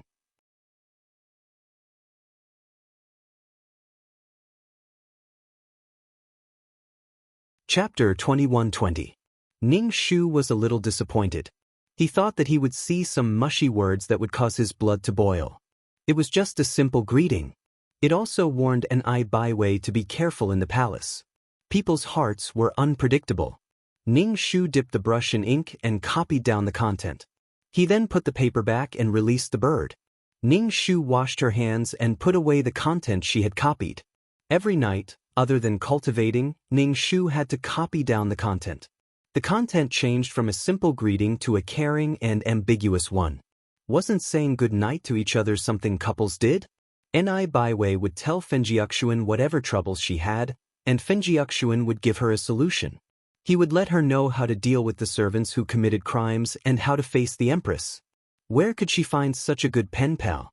When Ning Shu copied the content, he felt that it was very interesting. He told Enai Baiwei how to use her heart. Enai Baiwei's reply was full of praises for Fenjiuxuan. Her admiration for him was overflowing. Her love was overflowing between the lines. Recently, Enai Baiwei was more favored by the empress. She would reward her with something when she was free. When she was free, she would make some strange things for the empress. She would also make some novel foods. These foods even caused a food trend in the capital. Even the empress liked it. Ordinary people also wanted to try it. However, Enai Baiwei didn't do anything out of line. She would ask the empress to let her out of the palace to play. She looked like a child. The empress unintentionally asked Little Seven if she wanted to be the empress. Little Seven immediately shook her head. She said that she was like a free prince who didn't have to worry about food and clothing. It was enough to have food, drink, and play. Being the empress was so tiring. Why should she suffer so much? There were probably many people who were thinking about the throne under her skin. Suddenly, there was a child who didn't care about the throne. This made the empress feel a little emotional. After all, they were her children. If anything happened to them, she wouldn't feel good. If these children were like little Seven and didn't fight for anything, there wouldn't be a situation of sisters killing each other. The other princesses did not care much about Enai Baiwei. They only cooked some food to please their mother. Moreover, she was not even 16 years old. Enai Baiwei was very interested in ancient things. When she had nothing to do, she would sneak out of the palace to buy things. Her Majesty the Empress was very generous. Every time, she would give Enai Baiwei some money and let her go out to buy things. After a period of time, Ning Shu had copied a thick stack of content. Suddenly, he felt that the bird was very pitiful. It flew every day. He did not know if it was an illusion, but Ning Shu felt that the bird had become thinner. How could it not have the strength to deliver a letter? Ning Shu injected a trace of spiritual energy into the bird's body. The frightened bird, which was caught by Ning Shu, suddenly became spirited and became closer to Ning Shu. Come on, fly. This kind of bird was tamed by someone. It could deliver letters. Its appearance was similar to ordinary birds and would not attract attention. To tame a bird, it took time, effort, and money. Fenjiaxuan was really rich. He probably had some capable people under him. Ning Shu and Fenjiaxuan lived in harmony. The two of them were cold. Occasionally, when they ate together, the two of them would not say a word. Ning Shu would leave after eating. Fenjiaxuan also did not let Ning Shu stay. The two of them brewed together to maintain the current situation. The bird is not here anymore, but you still keep the bird food. Ning Shu looked at the small plate on the table by the window. There was bird food in it. Fenjiaxuan was very calm and casually explained, the previous bird was given to the seventh princess. Now that I want to catch a bird, there will always be a greedy bird that will eat this thing. At that time, I will be able to catch it. Ning Shu raised his eyebrows and said, so it is used to catch birds. Fenjiaxuan nodded. He was calm and had an extraordinary temperament. Ning Shu just smiled indifferently and left Fenjiaxuan's courtyard. After many times, the bird seemed to have learned. Every time it delivered a letter, it would first go to Ning Shu's courtyard. When Ning Shu was done, it would fly to Fenjiaxuan's courtyard. As a reward, Ning Shu would sometimes inject some spiritual energy into the bird. Spiritual energy was something that creatures instinctively wanted to absorb, and it was the same for birds. Ning Shu wrote on the paper, there is something rebellious in the crown princess's residence. Then he tied the paper to the bird's leg. Ning Shu released the bird. The bird flew directly to the direction of the palace and did not pass by Fenjiaxuan's courtyard. In the palace, when Enai Baiwei saw the note, her hand trembled and she quickly wrote a reply. Why did Prince Charming say this? When Ning Shu received the reply, he imitated Fenjiaxuan's handwriting and replied, if something happens to the crown princess, I can leave her. Ning Shu injected spiritual energy into the bird's body. Ning Shu felt that the bird's heart was about to break down. Enai Baiwei's heart skipped a beat. It was a good thing that Prince Charming could leave the first imperial sister. However, if something happened to the crown princess, would Prince Charming be able to escape? Husband and wife were one. Moreover, when she watched TV, she often heard about the execution of the entire clan. Although it was the imperial family and the entire clan would not be executed, something might happen to Prince Charming. Should she say this to the empress?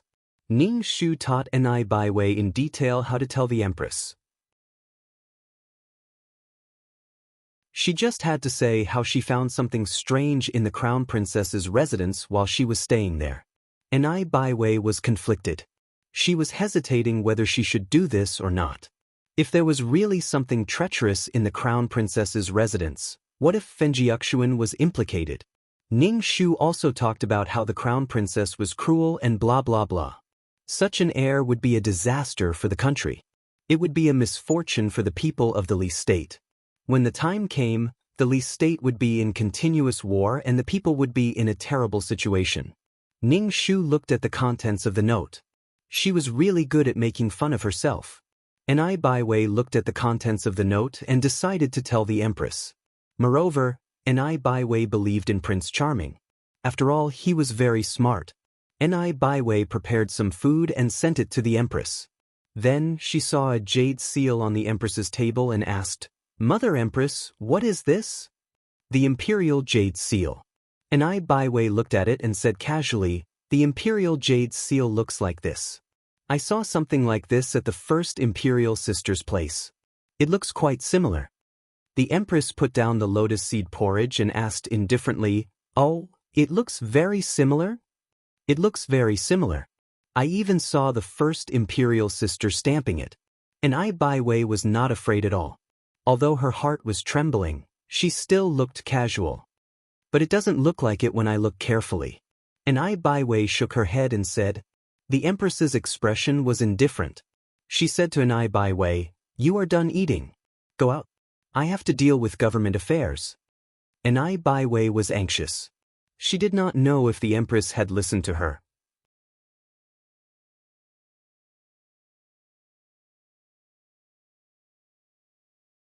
Chapter 21-21. Mother Empress, is your appetite not good? You haven't eaten much. Government affairs have to be dealt with every day. Your health is more important, Enai Baiwei asked the Empress. I'm not that hungry. Go down. The Empress's gaze made Enai Baiwei feel as if she had fallen into an ice cellar. Enai Baiwei quickly took the food box and left. The Empress reached out and stroked the Imperial Jade Seal. Ning Shu received a letter from Enai Baiwei, saying that she had already told the Empress about this matter. In the end, she also said that she was frightened by the Empress and that the Empress's gaze was a little scary. Since Enai Baiwei had already told the Empress, Ning Shu felt that he should also make some preparations. As a suspicious Empress, Ning Shu felt that the Empress would definitely send people to investigate the matter. Ning Shu originally thought that the Empress would send people to investigate. He didn't expect that she would come to the Crown Princess residence with great fanfare, saying that she was here to see him. Ning Shu was speechless. It was a little scary to bring so many guards to see him. Enai Baiwei was beside the Empress. Enai Baiwei had also come to join in the fun. Ning Shu felt that Enai Baiwei's heart was quite big.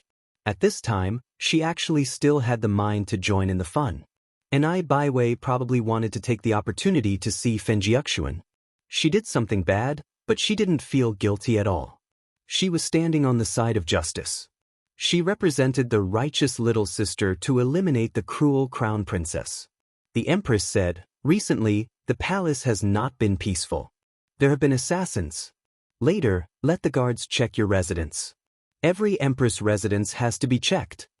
While they were at it, they would also check the residences of all the officials in the capital city. It would be best if they were more obedient and trembling with fear. Ning Shu immediately said, "Thank you for your concern, Empress. Has the assassin been caught?" The Empress took a sip of tea and shook her head. Ning Shu sat below the Empress with his head lowered and didn't say anything. Enai Baiwei was beside him looking for interesting topics to chat about to prevent the atmosphere from becoming awkward. Ning Shu drank his tea and listened to Enai Baiwei. The Empress didn't say anything either. Enai Baiwei's voice gradually became softer as she spoke. The two of them had the same indifferent expression, making others unable to speak. The atmosphere became stagnant just like that. Enai Baiwei felt extremely uncomfortable.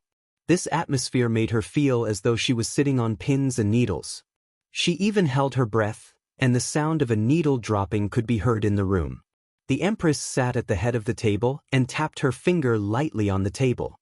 The tapping sound was very rhythmic and made people feel very depressed. It was as if she was tapping on their own hearts. Ning Shu sipped his tea and waited for the results of the search. Enai Baiwei was about to suffocate from waiting. Why was there still no result? Was it that difficult to find such a large piece of jade? Even a needle should be able to find it. In the end, the Imperial Guard finally came in. Fenjiuxuan also came in with him. There were 2 Imperial Guards behind Fenjiuxuan, forming a triangular formation. From the looks of it, they were escorting Fenjiaxuan. When Ni Baiwei saw Fenjiaxuan, her eyes lit up. She was excited, but in front of the Empress, she didn't dare to show too much affection.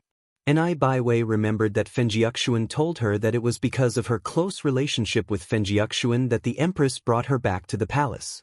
Your Majesty, this is a letter that was received in the room of the Crown Princess' principal husband. It was with. The Imperial Guard glanced at Ni Baiwei. Let me see it.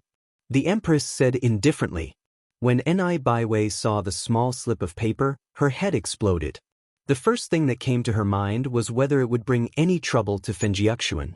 She didn't expect that Fenjiaxuan would actually keep the slip of paper. Ni Baiwei actually felt sweet in her heart. Fenjiaxuan's face was somewhat pale, but his expression was still calm as he looked at the Empress. The Empress was currently reading one slip of paper after another. The Empress was expressionless, and it was hard to tell if she was angry or not. Ning Shu had a face of curiosity and a bit of fear. He didn't understand these slips of paper. While the Empress was reading the slips of paper, she glanced at Ni Baiwei's body. Ni Baiwei's body gradually turned cold. She didn't know how many slips of paper Fenjiaxuan had left behind. Ni Baiwei comforted herself. Even if the slips of paper talked about the Imperial Jade Seal, it could still be considered as Fenjiaxuan's contribution. He had achieved his goal of revealing the Crown Princess' true face. Fenjiaxuan could be considered to have placed righteousness before family. It shouldn't be a problem, right? It shouldn't be a problem, it shouldn't be a problem. Ni Baiwei comforted herself in her heart. If she had known that Fenjiaxuan would be hurt, she wouldn't have done such a thing. Fenjiaxuan had told her about the situation in the court. All the princesses wanted to pull the Crown Princess down from her position. Little Seven, come and take a look. Did you write these slips of paper? The Empress said to Ni Baiwei. She didn't seem angry. But for some reason, Ni Baiwei's heart was shaking. Even her body was shaking uncontrollably. She wiped the cold sweat from her palms and took the slips of paper to have a look. They were all her handwriting. My queen, this was found in the Crown Princess room. Another guard came in, holding something wrapped in brocade cloth. He handed it to the Empress. The Empress glanced at Ning Shu.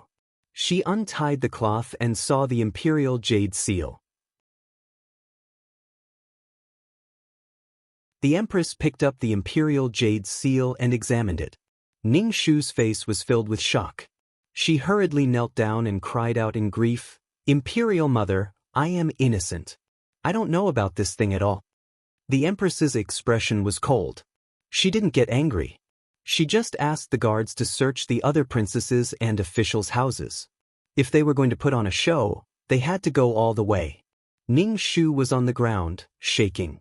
The Empress stood up and walked past Ning Shu with the Imperial Jade Seal. She said, Why are you so careless? Ning Shu was speechless. The Empress looked at Fenjiaxuan and said, But it's hard to guard against a thief in your own house. You are a crown princess, and you have no achievements outside. You can't even manage your own land. Ning Shu was speechless. Little Seven, let's go back to the palace, the Empress said to the pale Ni Baiwei. Oh. Ni Baiwei stood up in a panic and followed the Empress away. Ning Shu stood up and patted the dust off his body. He looked at Fenjiaxuan and asked, I want to know what is going on. Fenjiaxuan shook his head. I don't know. He really didn't know what was going on. Ni Baiwei gave him notes, and every time she read them, she would burn them. But for some reason, these things appeared in his room. He didn't know what was on the notes. Fenjiaxuan really wanted to rub his face. Did something happen to Ni Baiwei? Was she being used to deal with the Crown Princess? Fenjiaxuan had to admit that he and the Crown Princess were in the same boat. If something happened to the Crown Princess, he wouldn't be able to turn things around. What made Fenjiaxuan feel relieved was that the Empress hadn't done anything yet. That meant she didn't want to abolish the Crown Princess. She still wanted to use the Crown Princess to control the other princesses. Whose notes are these? Ning Shu asked Fenjiaxuan. His face was green.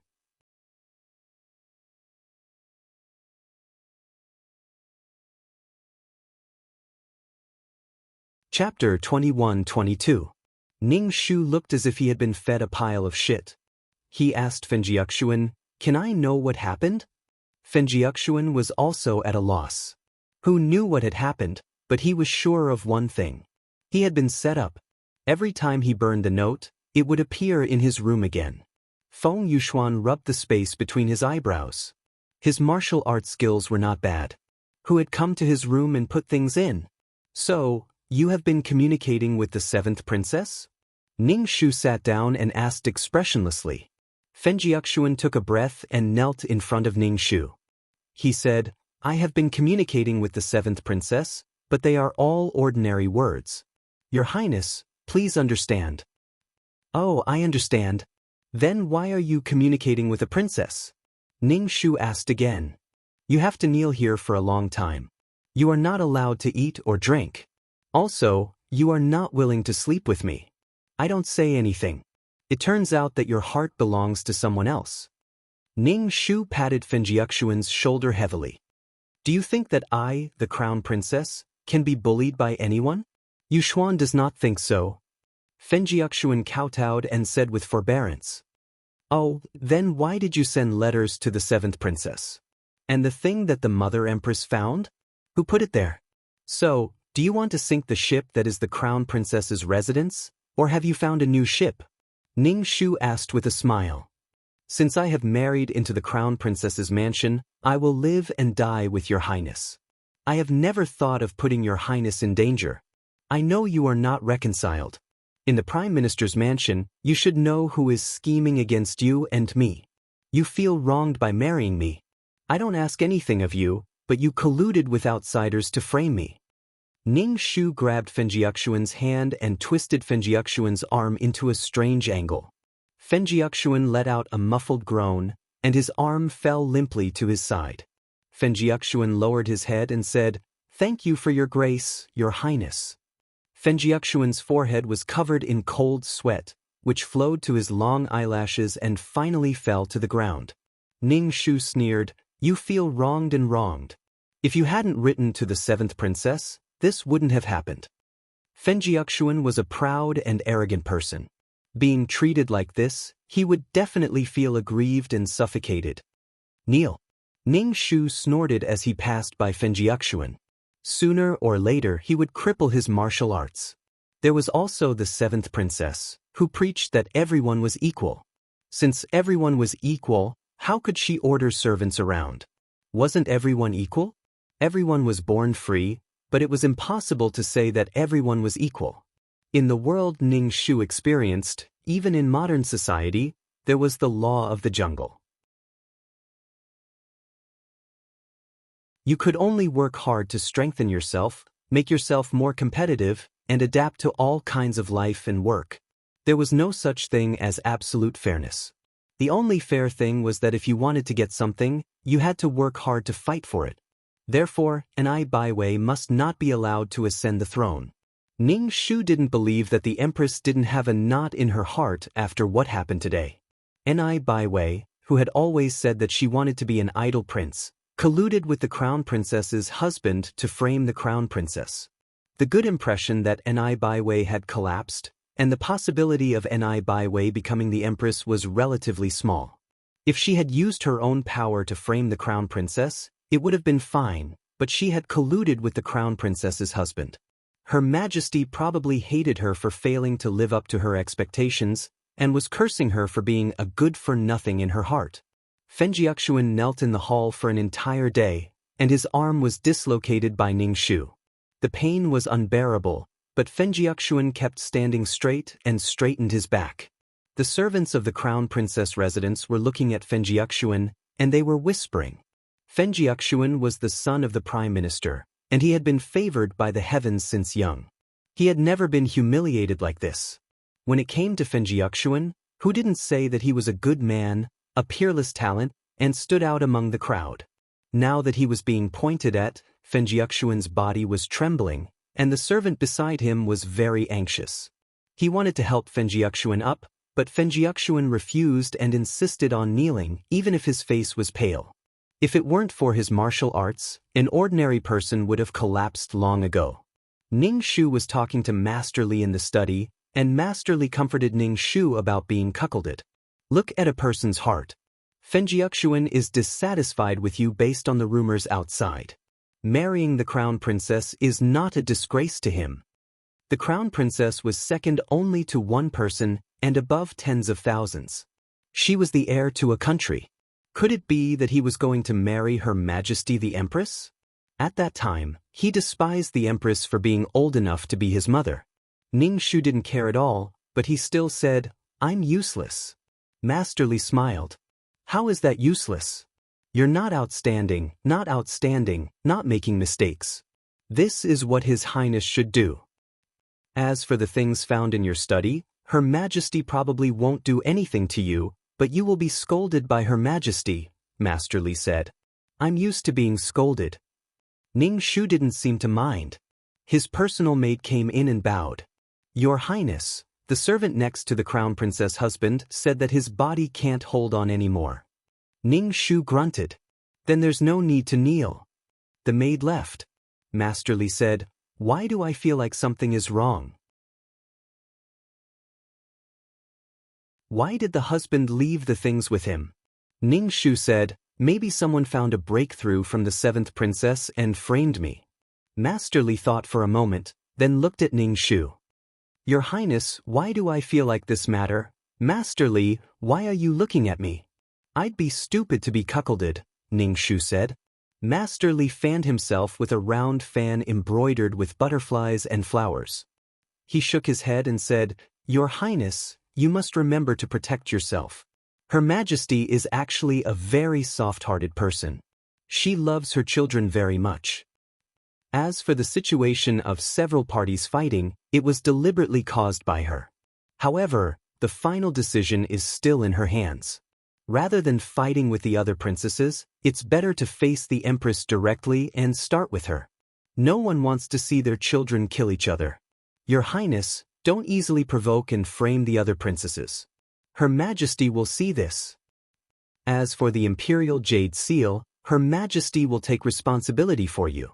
Ning Shu nodded. "I understand. Thank you, Master Li." When Fenjiuxuan's servant heard that his master could be pardoned, he immediately ran back to help Fenjiuxuan up. Fenjiuxuan had been kneeling for too long.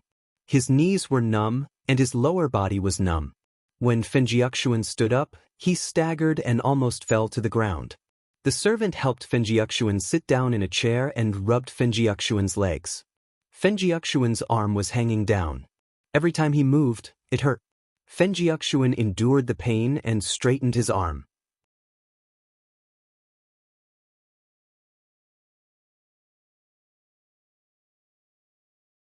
Chapter 21-23. Fenjiuxuan was in so much pain that he was sweating profusely. He was panting heavily and his hair was wet with sweat. He looked very miserable. The servant said with some anger, "Young master, when have you ever suffered like this? You married into the crown princess house, and the crown princess gave you the cold shoulder. Now you have to kneel for so long. I don't know if it will leave a lasting illness." "Don't talk about this in the future," Fenjiuxuan said sternly. "Even in front of me, you can't talk about this.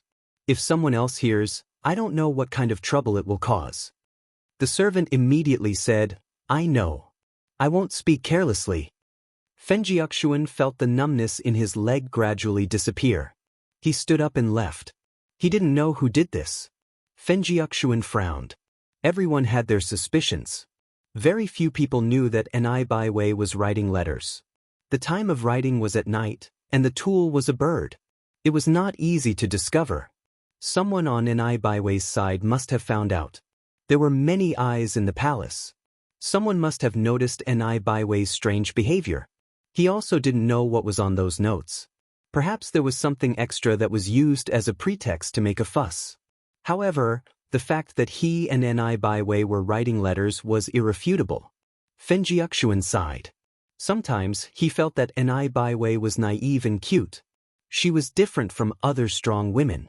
However, when it came to matters, he felt that Ni Baiwei was a bit stupid. As expected, there was no such thing as having the best of both worlds. Fenjiuxuan even suspected that this matter had something to do with the crown princess. However, this kind of thing was difficult and unrewarding. Fenjiuxuan had a headache. His leg hurt and his arm hurt. Even though his bones were set, it still hurt. The crown princess was very heavy-handed. Fenjiuxuan was grounded in the courtyard. He had to wait for Ning Shu to say when he could come out. Only then could he step out of the courtyard. The next day, during the court session, the Empress found a mistake and scolded Prime Minister Feng. The Empress was very generous. In addition to the drought in the north, she directly sent Prime Minister Feng to deal with the disaster relief. Prime Minister Feng was also dumbfounded. He was like a little flower that was being ravaged by the storm in the Empress's storm. Prime Minister Feng didn't know what had happened yesterday. As a result, he was scolded badly in the morning court. He didn't know what had happened, but one thing was for sure. Her Majesty was in a bad mood. Her period was here? Ning Shu lowered his head and pursed his lips. Her Majesty the Empress was quite protective, but that was also true. Her own daughter had been bullied, how could she not seek revenge? After the queen lost her temper, she calmed down a little and said to Ning Shu, "Go to the Ministry of War more often and see how it operates. Learn from the people there. Do you understand?" The Ministry of War was a relatively important place. It was one of the 6 ministries and was equivalent to the modern Ministry of National Defense. Its head was the Minister of War, which was equivalent to the current Minister of National Defense. He was in charge of the selection of military officials, military personnel, military equipment, and military orders. Ning Shu immediately stepped forward and cupped his hands to accept the order. The other princesses frowned. The Empress Mother had taken a liking to the crown princess. Ning Shu felt that this was the good thing about the Empress. If she was wronged, she would give some compensation. The Prime Minister definitely couldn't be removed for the time being, but if she wanted her daughter to be wronged, she could only give some compensation. Also, the matter of the Imperial Jade Seal made the Empress feel as if a fishbone was stuck in her throat. She didn't know if it was true or if she was framed. Let's leave it at that for now. After the court, Ning Shu went to the Ministry of War. It was also beneficial to understand more about the operation of the department. The other princesses didn't interfere in the Ministry of War's affairs, but she did. However, this matter had its pros and cons.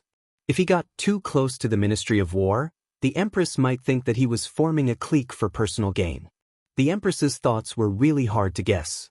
Ning Shu was impartial to every official and didn't think of getting too close to any official. Although the princesses had their own people in the court, they wanted to have the right to speak in the court and have someone to speak up for them. But now, they wanted to face the Empress directly. Only by grasping the Empress's mentality and attitude was the foundation. Framing others was something that neglected the essentials. In the palace, Ni Baiwei carried a food box to the Empress's palace. Ni Baiwei's face was conflicted. Ever since the Imperial Jade Seal incident, the Empress had been calm. There was no movement at all, and she didn't have any intention of acting up. Her calmness made people tremble. The feeling of waiting was like death by 1,000 cuts. The feeling of waiting to see where her fate would lead was really too painful. Ni Baiwei could only go and test it. When Ni Baiwei arrived at the palace, she knelt down and saluted. The Empress looked at her indifferently and said, "Rise." "Empress Mother, I made some pastries." Ni Baiwei said as she opened the food box and placed the plate on the table. She said fawningly, "Please eat, Empress Mother." The Empress picked up the teacup and took a sip. She said, "How long have you been communicating with Fenjiuxuan?" Ni Baiwei was so scared that her whole body trembled. She stuttered, "Not long, really not long." "You like your brother-in-law?" the Empress asked. Her own daughter liked her other daughter's husband. As a mother, this feeling was really fucked up. The Empress's direct question made Ni Baiwei's heart beat like thunder. Her soul felt as light as a feather, as if it had left her body. This kind of question was not easy to answer. Ni Baiwei felt that facing the Empress was more terrifying than facing a strong female boss. At least the Empress wouldn't want her life, but if she answered wrong now, It would be a matter of life and death. This was a question that could lead to death. Is it very difficult to answer? If you like him, then you like him. If you don't like him, then you don't like him. The Empress was very indifferent. And I by way swallowed a mouthful of saliva, thought for a moment and said, I don't like him. I just pity him. Oh, what's so pitiful about him? The Empress raised her eyebrows. She really couldn't see what was so pitiful about Fenjiuxuan. Fenjiuxuan is married to eldest sister, but eldest sister doesn't like him. He is an all-round person. Now that he is going to waste his talent, this is a loss to the country. This kind of person should serve the country. And I by way said. The Empress laughed. Isn't there a man who is an official in the imperial court? He has a great reputation, but why doesn't he enter the imperial court? Isn't he already married to eldest sister? Shouldn't a married person stay at home? And I by way said. What does this matter have to do with you and him writing letters? Since you already know that Fenjiuxuan is married, why are you still writing letters? This was a matter of character. If one said that he was young, he would be an adult soon. He already knew everything that he should know. If one said that he was young, he already knew that he liked men. If this matter was spread out, it would simply be a disgrace to the imperial family. The family's conduct was not upright. Everyone in the world liked to listen to the imperial family's gossip and watch them make a fool of themselves. It was just like how the modern people liked to watch the aristocratic family's quarrels. You're tuning in to the Passion Pages YouTube channel. We're so grateful for your support, and don't forget to subscribe to join us on this incredible journey through captivating stories. Your generosity through donations truly makes a world of difference, as it's the primary source of revenue that allows me to expand and enhance this channel for you. Thank you from the bottom of my heart for being a part of this adventure.